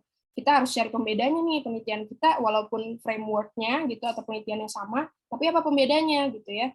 Caranya teman-teman bisa lihat di paper itu, biasanya di penelitian tuh ada tulisan mereka limitnya sampai mana gitu. Apakah kita nanti di penelitian berikutnya kita bisa mengembangkan limit tersebut gitu ya. Itu menjadi novelty dari penelitian kalian gitu. Nah, yang berikutnya itu kita masuk ke testing correcting heteroscedasticity. Jadi untuk testing and correcting heteroskedasticity ini tadi udah kita coba Bruce-Pagan, ada lagi namanya ARCH test, ada lagi yang White heteroskedasticity test. Untuk mengkoreksinya sama seperti autokorelasi. Jadi ini mungkin aku tadi agak skip dikit ya. Oke, ini ada transform to natural logarithm. Walaupun nggak selalu ya, aku beberapa kali melakukan penelitian yang mentransformasi ke dalam natural logarithm ini. Ada yang membantu, ada yang tidak juga ya. Jadi bisa mengurangi sebenarnya. Kayak tadi aja, kayak add relevant variable bisa mengurangi, tapi sejauh mana apakah dia memang benar-benar bisa menyelesaikan, itu juga masih tergantung juga gitu. Nah, terus yang berikutnya HAC Newey West ya. Aku agak mundur tadi, aku agak lupa. HAC Newey West. Nah, kalau misalnya kita pakai ini ya, HAC Newey West ini, dia autocorrelation-nya nggak longer needed gitu. Kita nggak perlu melakukan uji lagi, sama aja kayak kalian mungkin ingat ya, kalau ada masalah hetero, kita tinggal ngerobas di stata ya, nggak pakai komen robas, nanti nggak usah lagi lah kita uji si heteronya, tapi itu standar errornya sudah diperbaiki. Sama halnya dengan ini, HAC Newey West ini, yaitu dia memperbaiki si standar errornya, lalu nanti tes statistiknya bisa kalian pakai, gitu ya. Nah, masuk lagi ke heteroskedastisitas, sama transform into natural logs, terus HAC Newey West. HAC Newey West ini ada di mana sih optionnya gitu. Ketika kalian punya model nih, udah kalian regresi, terus kalian terindikasi ada masalah hetero gitu ya. Nah, untuk HAC Newey West itu kalian klik estimates lagi, baru klik option, klik covariance method, terus kalian pilih HAC Newey West. Klik OK, nanti akan ada hasil yang seperti ini. Nah, ini hasilnya sudah semacam dirobaskan gitu ya, semacam dikokohkan gitu. Karena standar errornya itu pasti berbeda dengan standar error yang sebelumnya, yang ini, dan ini udah bisa kalian pakai. Cuma ketika kalian pakai ini, kalian harus state ya, jangan nggak dikasih tahu gitu. Kalau kita memakai teknik ini karena ada masalah heteroskedastisitas atau karena ada masalah autokorelasi, jadinya untuk menyelesaikan masalah tersebut dilakukan remediasinya menggunakan teknik apa gitu ya, jangan lupa di-mention kalau kalian misalnya lakukan penelitian. Terus yang berikutnya uji heteroskedastisitas itu yang tadi aku kasih tahu hanya Bruce-Pagan, tapi ada beberapa lagi teman-teman pilihannya. Misalnya di sini kita boleh klik view lagi, masih menu yang sama di residual diagnostic, teman-teman boleh klik heteroskedasticity test. Nah, di sini ada beberapa. Ya, ada Bruce-Pagan Godfrey, ada Harvey, terus Glacier, ada Arch, White, dan lain sebagainya. Nah, biasanya yang sering dipakai itu Bruce-Pagan Godfrey ataupun White. Nah, kalau Arch ini, itu biasanya untuk data-data yang punya volatilitas tinggi ya, makanya contohnya kayak harga saham. Nanti kalau misalnya ada kita biasanya mengenal kalau di time series itu ada arch effect gitu ya. Kalau ada arch effect-nya gitu ya, kita menguji ini modelnya gitu ada arch effect-nya, tandanya kita harus melanjutkan modelnya ke permodelan arch gauge. Itu nggak dibahas di sekarang karena itu modelnya advance ya. Jadi ada beberapa terms yang harus kalian pahami terlebih dahulu gitu sebelum nanti kita ke sana. Tapi kalau misalnya teman-teman mau belajar lebih lanjut mengenai Arch ini di luar dari training ini, aku sangat terbuka sekali ya untuk mengajarkan ke kalian gitu. Nah, tadi balik lagi ada Bruce-Pagan Godfrey sama White. Kita belum coba yang White ya. Kita coba OK. Nah, di White ini teman-teman ternyata memang tidak ada masalah heteroskedastisitas juga ya. Nah, kalau di White ini prosesnya beda dengan Bruce-Pagan Godfrey. Jadi dia itu juga dia itu meregresi residualnya itu juga menginkludkan variabel interaksi, terus variabel kuadratiknya. Ya mungkin ini memang ribet banget sih di sini. Ini bukan dasar, ini lebih advance lagi, tapi kurang lebih seperti itu. Jadi dia memang sangat detail sekali si ujinya ini. Jadi umum sih untuk memakai White heteroskedasticity ini untuk penelitian-penelitian yang mungkin mempertimbangkan kayak uji heteronya yang lebih bagus lagi gitu ya. Kalian bisa pakai uji White. Nah, yang berikutnya, yang mengenai simple linear regression, time series linear regression itu udah selesai, teman-teman. Tadi kalian udah dapat 4 example-nya gitu ya. Nah, sekarang kita memasuk model yang berikutnya nih. Ini model yang terbilang mudah ya, model yang sederhana. Kita bisa melakukan forecasting untuk modelnya gitu. namanya ARMA ARIMA. Nah, apa yang perlu kita lakukan gitu ya untuk kita bisa melakukan peramalan?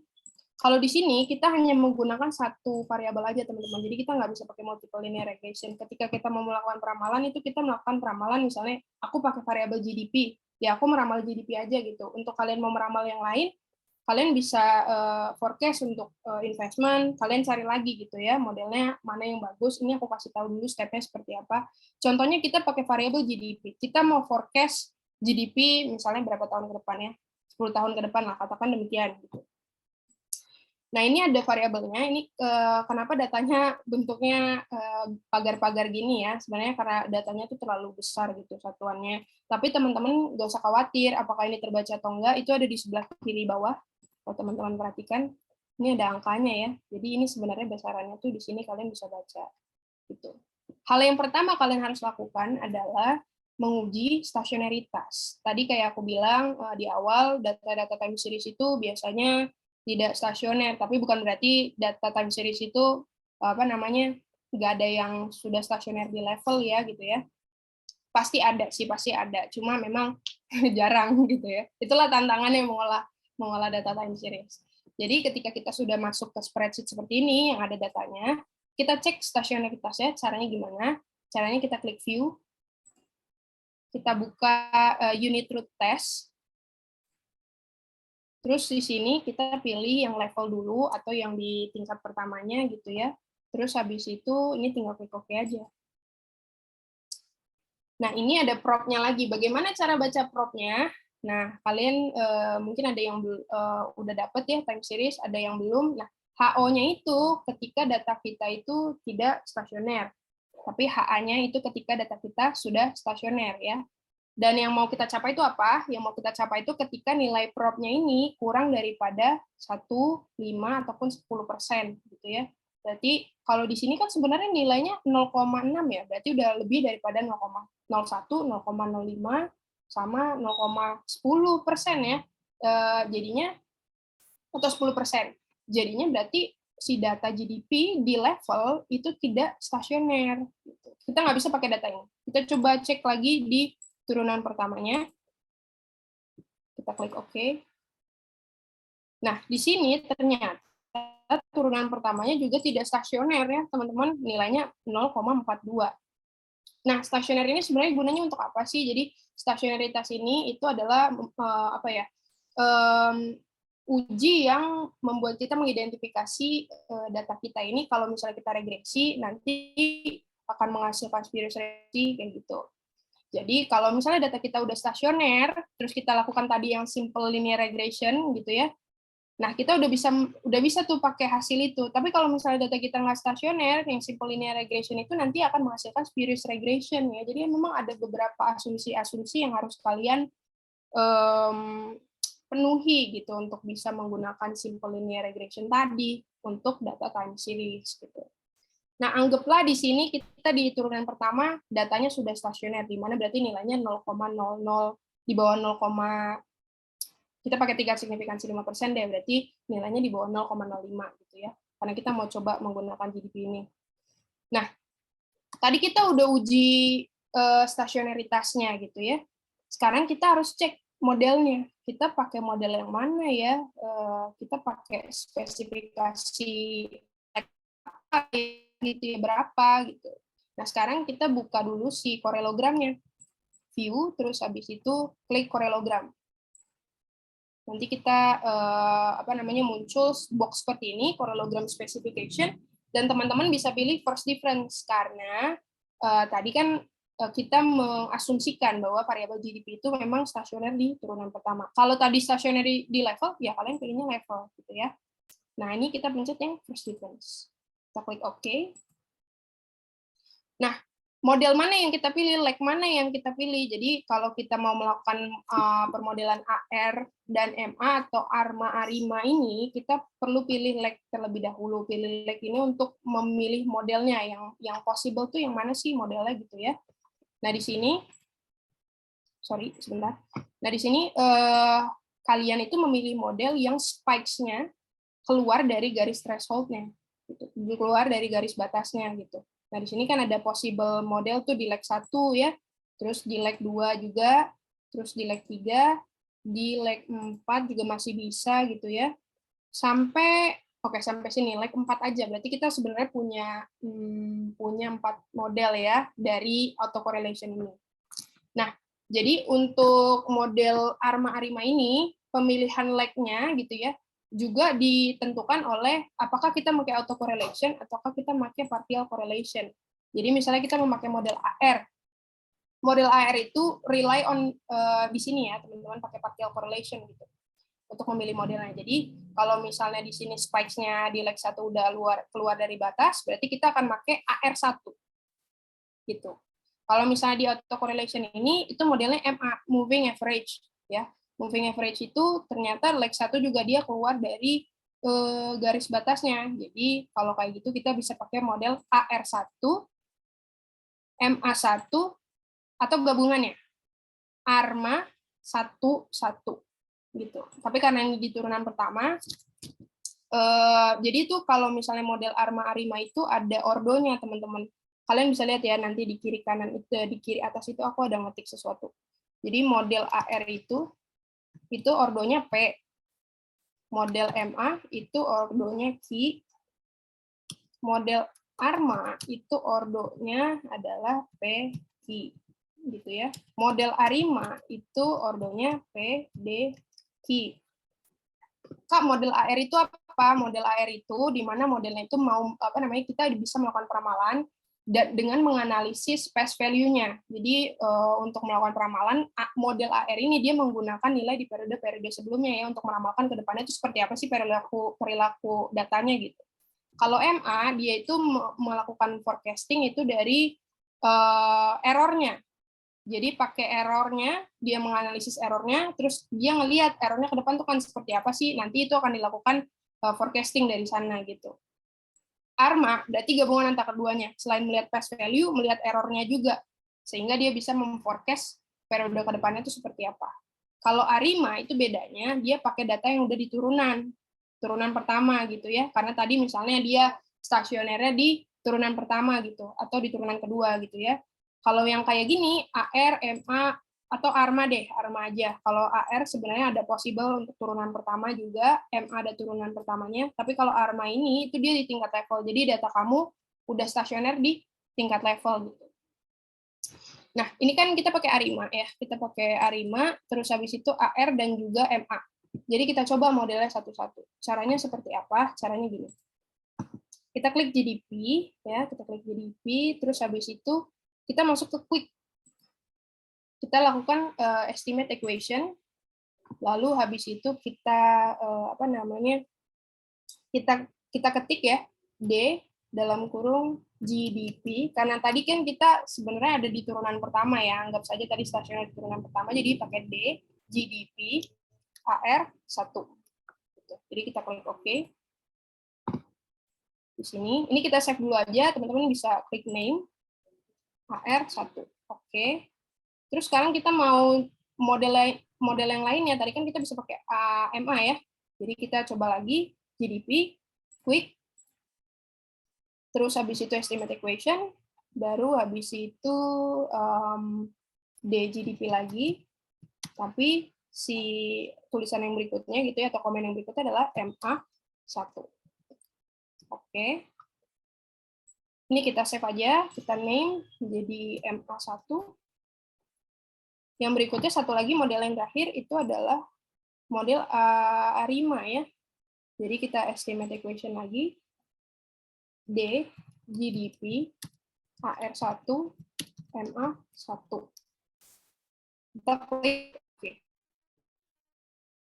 Nah, di sini teman-teman udah punya 3 model. Ini aku buka lagi modelnya. Satu lagi mana ya? Satu lagi ini MA di tengah, kita taruh MA tengah, kita taruh AR di sebelah kiri, kita taruh si ARMA di sebelah kanan, paling kanan. ARIMA 1. Udah. Apa yang harus kita lakukan di sini? Kita harus melihat manakah model yang paling baik yang bisa kita gunakan untuk dilakukannya forecasting gitu atau peramalan. Jadi lihatnya dari mana? Lihatnya tuh dari sini teman-teman. Akaikin formation criterion, Schwartz criterion, Hannan-Quinn criterion. Tadi udah sempat aku bahas bahwa nilai yang terkecil dari antara possible modelnya, itulah yang kita pilih sebagai model terbaik. Jadi kalau dari sini teman-teman bisa lihat angkanya ini kan 6976. Ini udah 70, dan ini 69 juga. Jadi kalau misalnya kita bisa lihat tiga-tiganya ya, kita bisa menghapus model yang ini ya, MA1, karena dia lebih besar daripada yang dua ini. Gitu.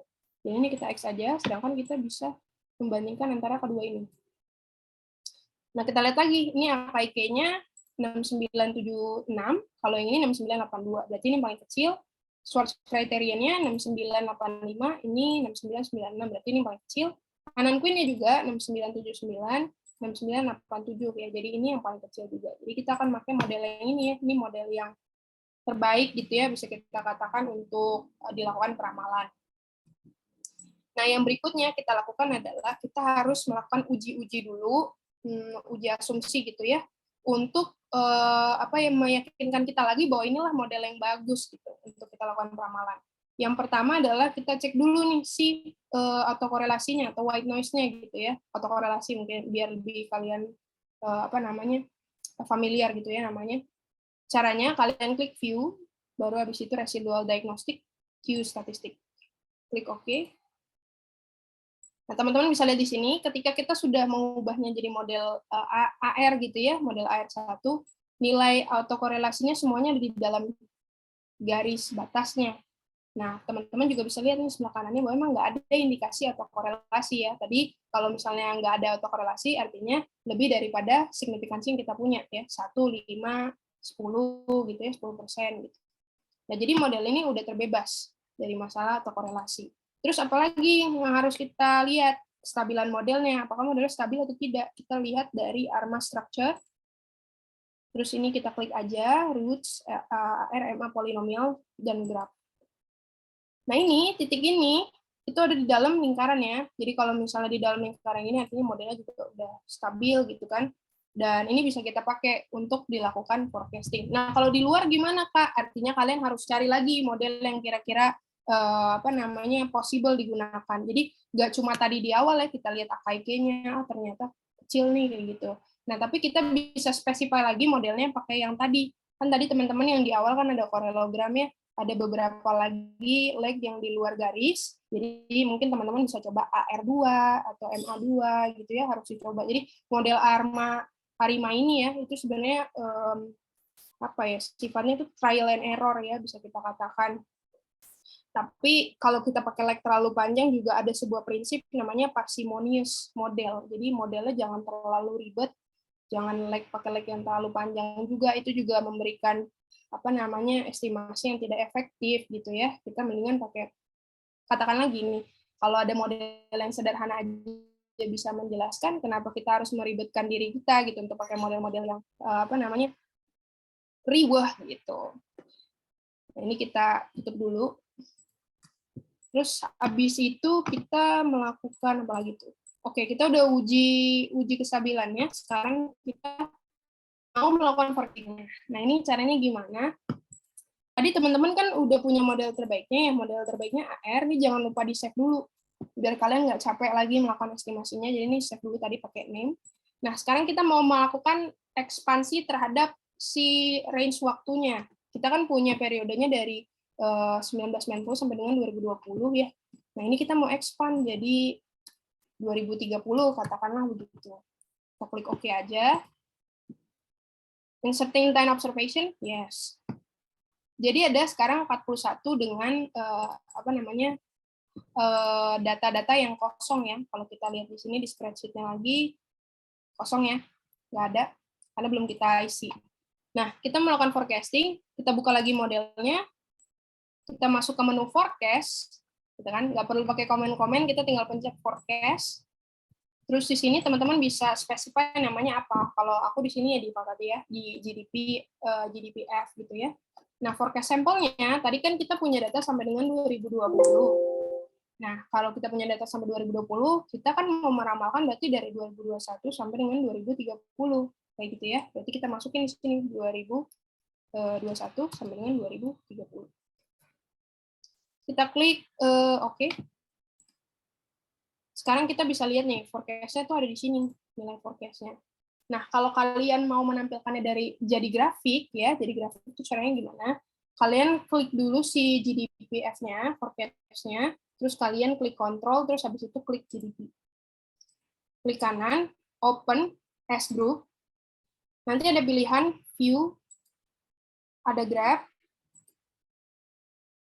masih loading sebentar. Nah, nanti muncul nih, ini juga untuk kalian nantinya misalnya mau membuat grafik gitu ya, ini di menu ini itu memperbolehkan kalian untuk memilih banyak model grafik kayak spike, ada scatter, ada apa lagi nih, ada bar juga gitu ya, ada banyak ya, ada area gitu. Jadi kalian bisa berkreasi lah sesuai dengan yang kalian mau gitu. Bagusnya itu seperti apa ya, melakukan data visualisasinya gitu. Nah, ini kita pakai yang basic aja, line and symbol. Terus kita masukinnya di single graph, karena kita mau melihat bagaimana sih forecast-nya dengan data aslinya itu dalam satu grafik. Kalau dalam dua grafik, nanti ada dalam dua grafik yang terpisah ya, nanti teman-teman bisa melihat garisnya itu akan lebih panjang untuk yang forecast-nya, karena kan kita udah menambahkan ininya ya, observasinya dengan melakukan peramalan gitu. Tapi ini untuk mempermudah, kita masukin ke single graph aja. Dan ini teman-teman bisa ngelihat ya, memang agak kecil sih gambarnya. Ini kenapa kayak gini? Karena angkanya terlalu besar. Kalau misalnya tadi kita transformasi menjadi logaritma natural, mungkin angkanya kecil ya, jadi bisa lebih enak mungkin lihatnya. Tapi kalau ini dia infuse-nya menampilkan seperti ini karena angkanya terlalu besar gitu. Nah, ini yang warna merah ini adalah actual datanya, data yang sebenarnya.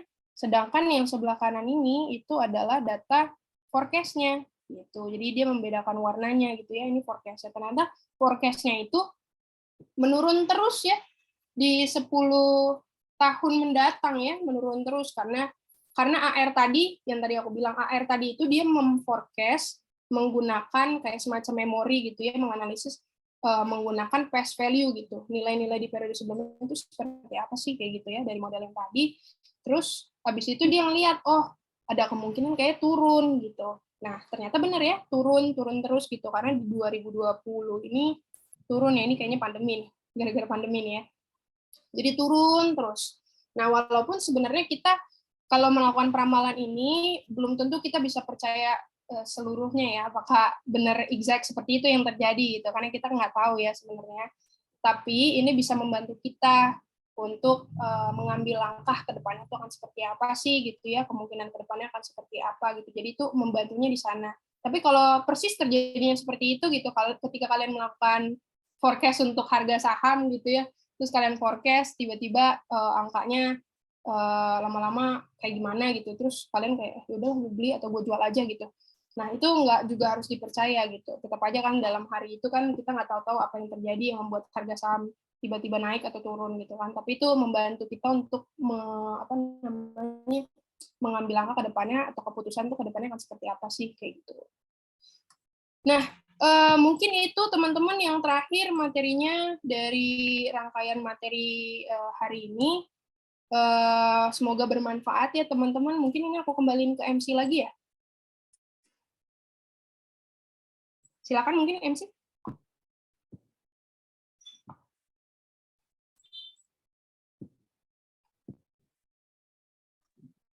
Wah, keren dan asik banget ya materi yang baru saja dipaparkan Kak Monik. Selain seru, pastinya bermanfaat banget nih, Len. Tadi kita udah belajar bareng-bareng gimana sih cara mengerti videos. Nah, kalau dari pemaparan materi barusan, di antara teman-teman masih ada yang ingin ditanyakan, atau kurang jelas, atau pengen gali lebih lanjut, pas banget nih, sekarang akhirnya kita akan masuk ke sesi tanya-jawab nih, Fir. Dan berita gembiranya nih, Len, untuk 2 orang penanya terbaik akan mendapatkan hadiah dari panitia. Jadi bagi para peserta yang ingin bertanya, boleh langsung bertanya melalui kolom chat dengan menggunakan format institusi_nama_pertanyaan. Atau boleh juga nih teman-teman untuk langsung aja raise hand dan on mic jika sudah dipersilakan. Silakan teman-teman. Oke, mungkin kita mulai dari yang chat dulu apa yang raise hand dulu nih, Len? Boleh dari yang res kepada Kak Dava. Oke, kepada Kak Dava, waktu dan layar dipersilakan untuk bertanya. Oke, thank you Alen dan Novira. Suara aku terdengar ya? Aman, Kak. Oke. Oke, selamat siang Kak Monik. Sebelumnya aku mau ucapin terima kasih ya Kak udah datang dan memberikan materi di Spentuek siang hari ini. Aku mau nanya Kak, aku kan kemarin kan kebetulan ngambil time series ya Kak, mungkin Kakak pernah lihat aku di kelas TS kemarin. Iya, aku ingat Kalau kamu kok. ya kalau kemarin kan kita belajarnya kalau di khususnya SPL 4 ya kita kan belajar time seriesnya kan pakai toolsnya kalau praktikum kan pakai Stata ya Kak. Tapi sebenarnya kalau misalkan nantinya mau bikin paper atau bikin skripsi tentang datanya dari makro itu lebih efektif pakai eViews atau pakai Stata sih Kak? Nah itu sih pertanyaan dari aku. Makasih Kak.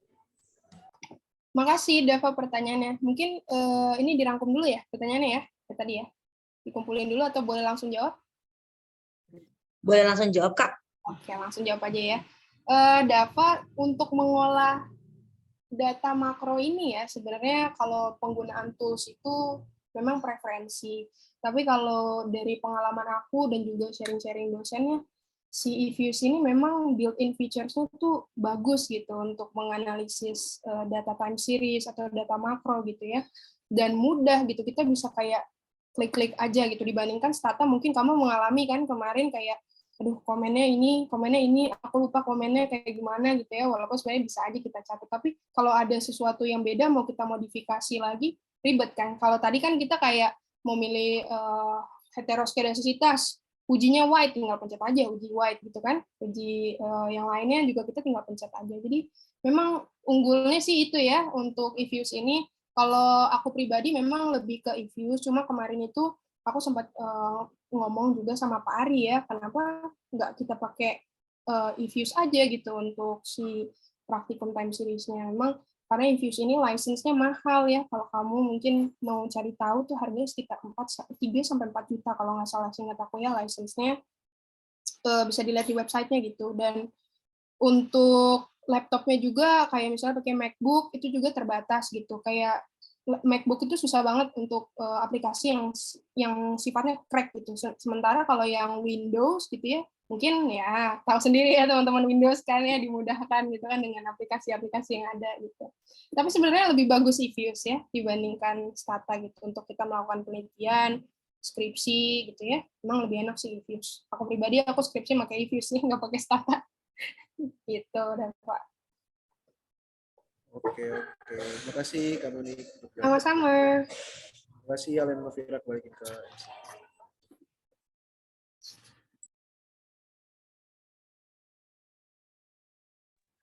Oke, terima kasih kepada Kak Dava atas pertanyaannya, dan terima kasih juga kepada Kak Monik yang sudah menjawab pertanyaannya. Mungkin untuk selanjutnya, kira-kira dari teman-teman partisipan lainnya ada yang mau bertanya, boleh raise hand ataupun boleh melalui kolom chat.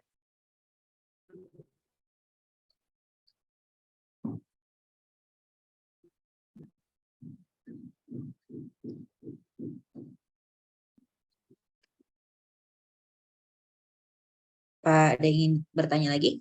Oke. Kak Iren tadi raise hand, mungkin boleh silakan Kak Iren untuk menyampaikan pertanyaannya. Oke, terima kasih MC. Selamat malam Kak Moni. Iren lagi. Halo Iren. Ini aku mau nanya Kak, kan kemarin tuh terakhir kali aku sempat konsul soal paper Pak Estro kan. Iya. Nah, terakhir tuh aku kan nyoba pakai data time series dan itu berujung nggak bisa dipakai kan. Nah, paling aku mau nanya apa ya Kak tips buat bikin paper data time series? Apa langkah pertamanya itu nentuin judul terus ngolah datanya dulu atau ya takutnya itu loh kayak ngulang kejadian kemarin kayak udah disiapin banget kan terus ternyata pas diolah itu datanya nggak bisa dipakai gitu Kak. Kalau solusinya itu gimana ya? Atau emang harus ganti variabelnya gitu? Oke. Gitu sih Kak. Kasih Kak. Oke, Ren. Makasih pertanyaannya. Jadi kayak sebenarnya susunan penelitian itu kayak gimana gitu ya untuk mengolah makro data ini, karena mungkin Iren pengalaman kayak papernya bagus tapi datanya ternyata jelek gitu ya. Jadi ada kekecewaan gitu. Nah, memang tantangannya lah seperti itu. Tapi tadi aku udah ngasih tahu juga ya beberapa teknik untuk menyelesaikan masalah. Misalnya data time series itu umum banget tuh terjadi autokorelasi, karena tadi aku bilang bahwa past value selalu influence current value gitu ya, nilai-nilai yang saat ini itu dipengaruhi juga oleh nilai-nilai di periode sebelumnya, dan itu sering banget terjadi di di data time series ya ketika kita mengolahnya gitu. Tapi tadi ada remediasinya gitu. Tadi ada pakai HAC Niwi West gitu ya, itu memudahkan kita untuk memperbaiki standar errornya sehingga T-nya juga bisa kita pakai gitu. Nah, kalau ditanya step mana yang duluan, dari pengalaman aku, kita disuruh dosen itu selalu dari papernya dulu.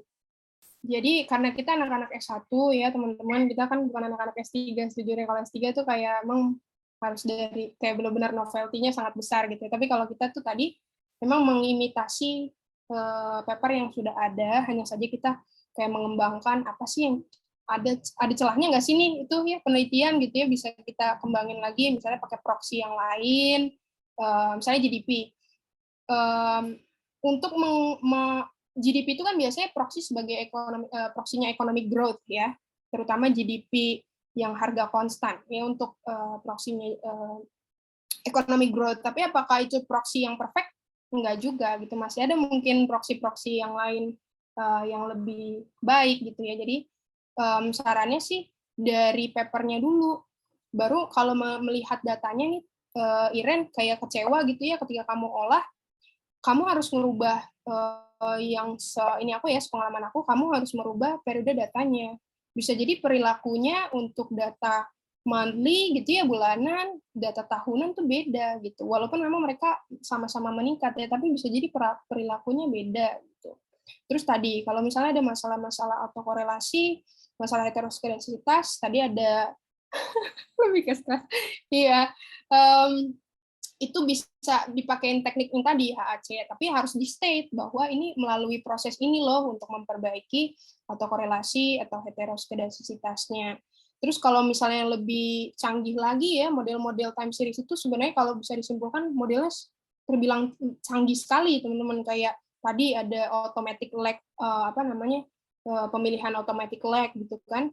Terus habis itu apalagi ya, banyak yang otomatis gitu ya. Tapi kalau di dalam penelitian sendiri, kadang kita juga nggak bisa bergantung sama apa yang sudah dipilih sama eViews. Kita harus tahu dasarnya eViews itu seperti apa sih melakukan pemilihannya gitu ya. Jadi kalau misalnya sampel kamu kecil, di beberapa model time series itu nggak bisa kita akomodir, tapi ada di beberapa model lainnya, kayak kemarin aku udah terangin ke kamu juga ya, tapi kalau model VAR, kayak model VAR VCM itu kayak lebih baik tuh 50-100, tapi model ARDL bisa mengakomodir 30 observasi gitu. Jadi emang ada beberapa keunggulan model-model yang emang udah otomatis bisa menyelesaikan masalah-masalah tadi kayak gitu. Contohnya kayak ARDL juga, ini aku kayak mengagung-agungkan ARDL, tapi emang dia banyak keunggulannya. ARDL itu kita nggak perlu nguji multikolinearitas, kayak model itu sudah memperbaiki masalah multikolinearitas. Jadi ketika kalian melakukan uji multikolinearitas gitu kan ya,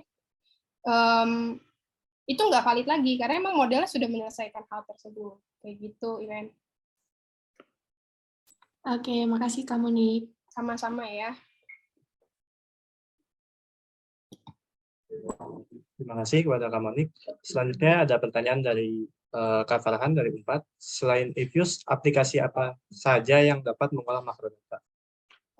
Mungkin untuk Kak Monik, silakan Kak. Yang aku tahu ya, selain eViews tuh ada RStudio. RStudio itu mirip kayak Stata, seingat aku. Mirip banget kayak Stata. Atau kayak eViews juga sih. Sebenarnya Stata sama eViews itu cuma, kan di eViews tuh ada komennya juga ya. Jadi memang mirip juga gitu, Stata dengan eViews. Cuma kalau Stata lebih fokus ke komennya, sedangkan kalau eViews itu lebih ke point and click. Kalau RStudio itu dia lebih pakai komen, seingat aku. Jadi ada satu lagi RStudio. Terus mungkin kalian tahu Python juga bisa mengolah makrodata ya. Jadi tadi yang aku bilang, yang machine learning gitu, aplikasi machine learning itu bisa mengolah makrodata gitu. Jadi mengolah makrodata itu nggak hanya menggunakan regresi, teman-teman. Jadi bisa ya kalian tahu kan ada aplikasi Table, terus ada aplikasi yang tadi RStudio, ada Python, ada apa lagi. Itu sih ya untuk Farhan. Baik, terima kasih kepada Farhan yang sudah bertanya dan terima kasih juga kepada Kak Monika yang sudah menjawab. Mungkin untuk selanjutnya ada lagi yang ingin bertanya.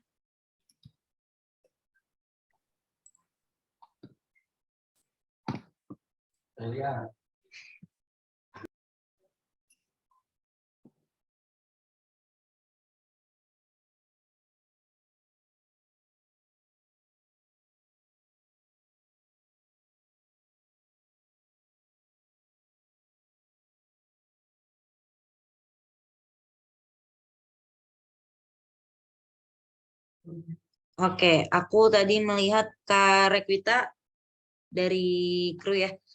Resign mungkin boleh Kak untuk menyampaikan pertanyaannya.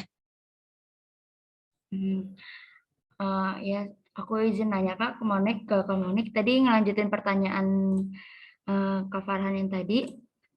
Sebenarnya kan tadi kakak sebutin ya untuk kayak makro bisa bisa Python, bisa RStudio, Stata atau Ibris. Dari kakak pribadi, dari keempat itu enakan pakai yang mana ya Kak?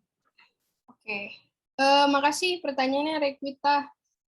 Kalau untuk dari keempat itu ya, aku sih lebih milih RStudio ya, karena RStudio itu operasinya tidak jauh-jauh dari kayak eViews gitu ya, kayak Stata gitu. Jadi kalau yang lainnya mungkin kayak Python, kalian harus punya basic Python-nya dulu, dan itu menurut aku agak complicated sih. Python itu aku pernah coba juga, kayak nggak bisa sehari 2 hari aku belajar itu gitu, kayak harus benar-benar meluangkan waktu yang serius gitu untuk belajar Python. Mungkin kalian juga bisa belajar itu dari Coursera ya, kalian bisa juga tuh ngambil ngambil sertifikat mengenai course Python di sana, kayak gitu sih paling kayak kita. Ya, makasih Kak. Sama-sama. Baik, terima kasih Kak Monik untuk jawabannya. Untuk itu, apa ada yang bertanya lagi? Ada pertanyaan lain?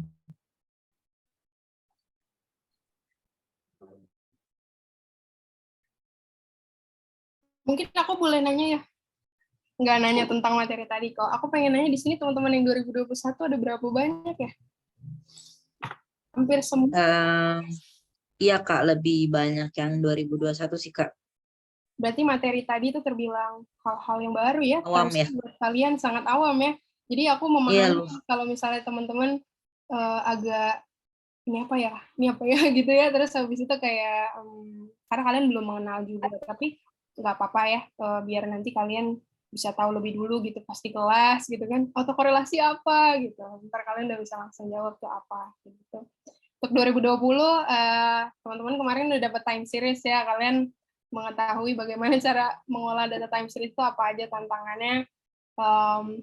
Aku sering dengar desus-desus ini sih sebenarnya, katanya time series itu lebih susah daripada metrik ya. Aku nggak tahu apakah itu udah sampai ke kuping kalian atau enggak, tapi aku mau ngasih tahu bahwa itu sebenarnya nggak sesusah itu teman-teman. Aku ketika kalian emang udah benar-benar menyukai atau konsentrasi gitu ya untuk materi itu, lama-lama kalian akan kayak kepo gitu, ini tuh caranya kayak gimana sih, ini caranya kayak gimana sih. Jadi aku harap itu terjadi ke kalian juga gitu, kekepoan kalian itu untuk materi time series, jadi bisa equal gitu ya antara metrik dan time series. Karena kalau di dunia kerja sendiri sejujurnya yang anak-anak metrik itu anak-anak time series itu lebih banyak di Bank Indonesia. Jadi kalau misalnya paling tidak kalian tahu basic time series regression gitu ya, untuk membantu kalian nanti, mana tahu kalian bisa tembus ke Bank Indonesia, amin kerjanya, terus nanti kalian di sana mungkin lebih belajar tentang eViews dan regresi time series gitu. Ya. Semangat teman-teman semuanya kuliahnya. Terima kasih Kak. Mungkin kita balik lagi ke pertanyaan. Mungkin ada lagi yang ingin bertanya atau sudah cukup? Mungkin kita tunggu 11.50 kali ya, Len.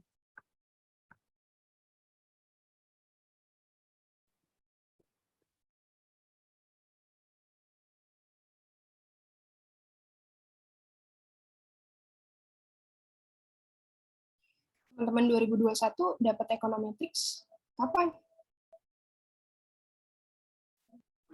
Belum sih Kak. Tapi kalau nggak salah semester depan Kak, semester 4 atau 5. Yang aku dengar. Oke.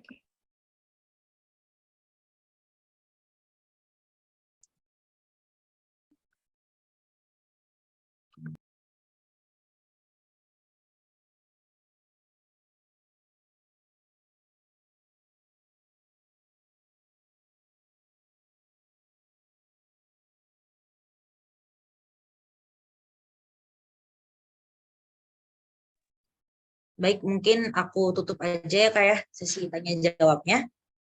Terima kasih kepada Kak Monik atas jawaban dan materi yang telah disampaikan. Kemudian terima kasih juga nih kepada para peserta yang sudah antusias dan bahkan beberapa sudah bertanya. Dan jika masih ada yang ditanyakan, para peserta boleh banget untuk bertanya melalui grup Asplan to Act yang telah kita sediakan di live. Nah, untuk Kak Monik, kita ada sedikit kenang-kenangan untuk kakak, ya kan, Len? Benar banget.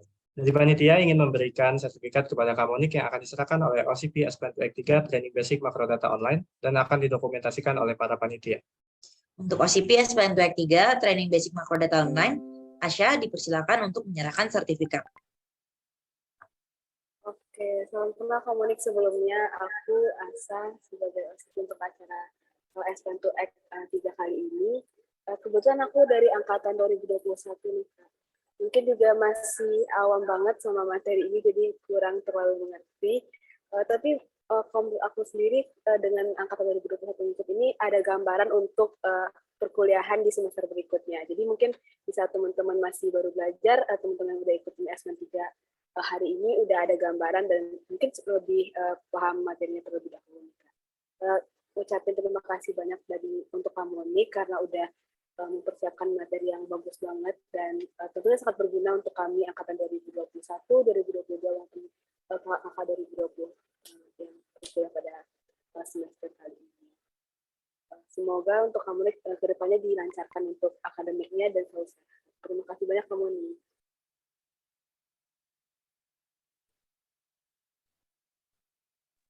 Baik, mungkin kita akan dokumentasi sertifikat dulu ya. Kepada tim teknis dipersilakan untuk memimpin naba.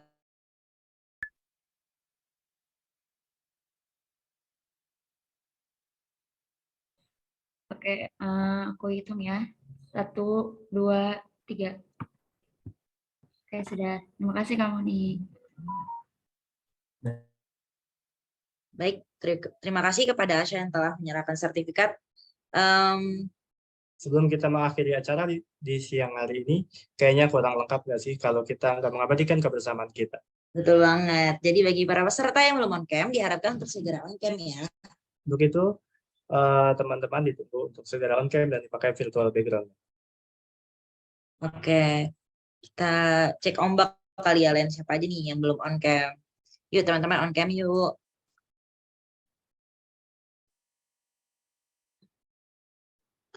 Oke, kita tunggu beberapa saat. Mungkin di antara teman-teman masih menyiapkan diri untuk open kamera.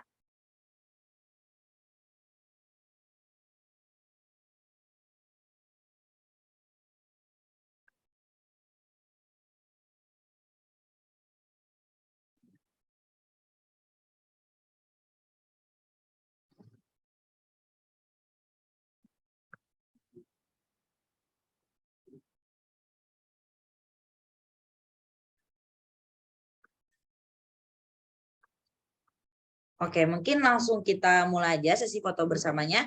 Pada teman-teman yang belum on cam, masih boleh on cam segera. Aku akan serahkan ke tim teknis untuk memimpin aba-aba sesi dokumentasi bersama.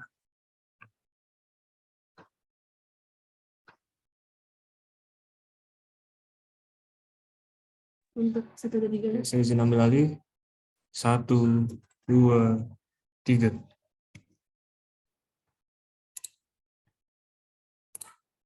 Oke, sudah. Saya kembalikan ke MC. Terima kasih.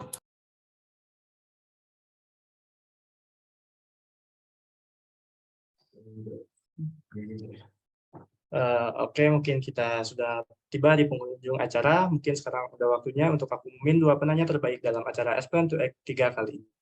Kalau menurut Vira, kira-kira siapa nih Vira pemenangnya? Sebenarnya kalau tadi aku perhatiin ya, banyak sih pertanyaan yang bagus dan menarik. Jadi kayaknya kalau tadi kita juga sempat kesulitan ya untuk menentukan pemenangnya. Mungkin di antara teman-teman partisipan sekarang ada yang bisa nebak nih siapa yang akan menjadi pemenang penanya terbaik. Boleh nih ditebak-tebak di kolom chat.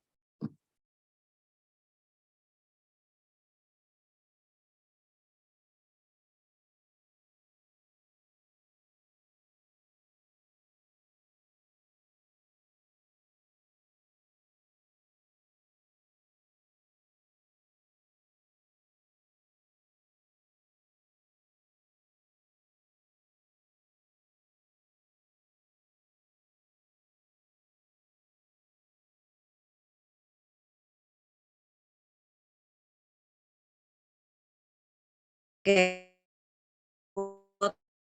Poliana, Kak Daftar, Iren ya. Iya benar sih, tadi pertanyaan kedua bagus juga. Mungkin langsung aja lagi kita umumin ya, Len. Oke. Aja kita umumin dua penanya terbaik adalah Kak Iren dan Farhan. Selamat kepada Kak Iren dari Unpad dan Kak Farhan dari Unpad. Untuk Kak Iren dan Farhan, mohon tunggu sebentar ya, karena akan di private chat oleh panitia untuk konfirmasi pengiriman hadiahnya. Sekali lagi, selamat ya kepada Kak Iren dan Farhan. Nah, gak banget ya, Len, kita sudah tiba di penghujung acara nih. Benar, Fir. Kita juga udah dapat banyak ilmu baru dari Kak Moni mengenai makrodata. Sebelum hari ini, aku mau kasih info nih buat kakak-kakak dan kawan buat setelah 24 September nanti jika untuk bareng-bareng merayakan ulang tahun program studi ilmu ekonomi dan himpunan mahasiswa SPF. Banget. Jadi untuk teman-teman sekalian jangan lupa untuk hadir di tanggal 24. Oke, sekarang marilah kita tutup acara hari ini dengan mengucapkan hamdalah. Alhamdulillahirabbil alamin.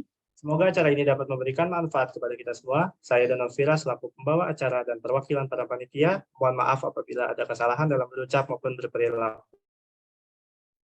Teman-teman kakak partisipan SPN 3 Training Basic Makrodata Online yang sudah menyempatkan dananya.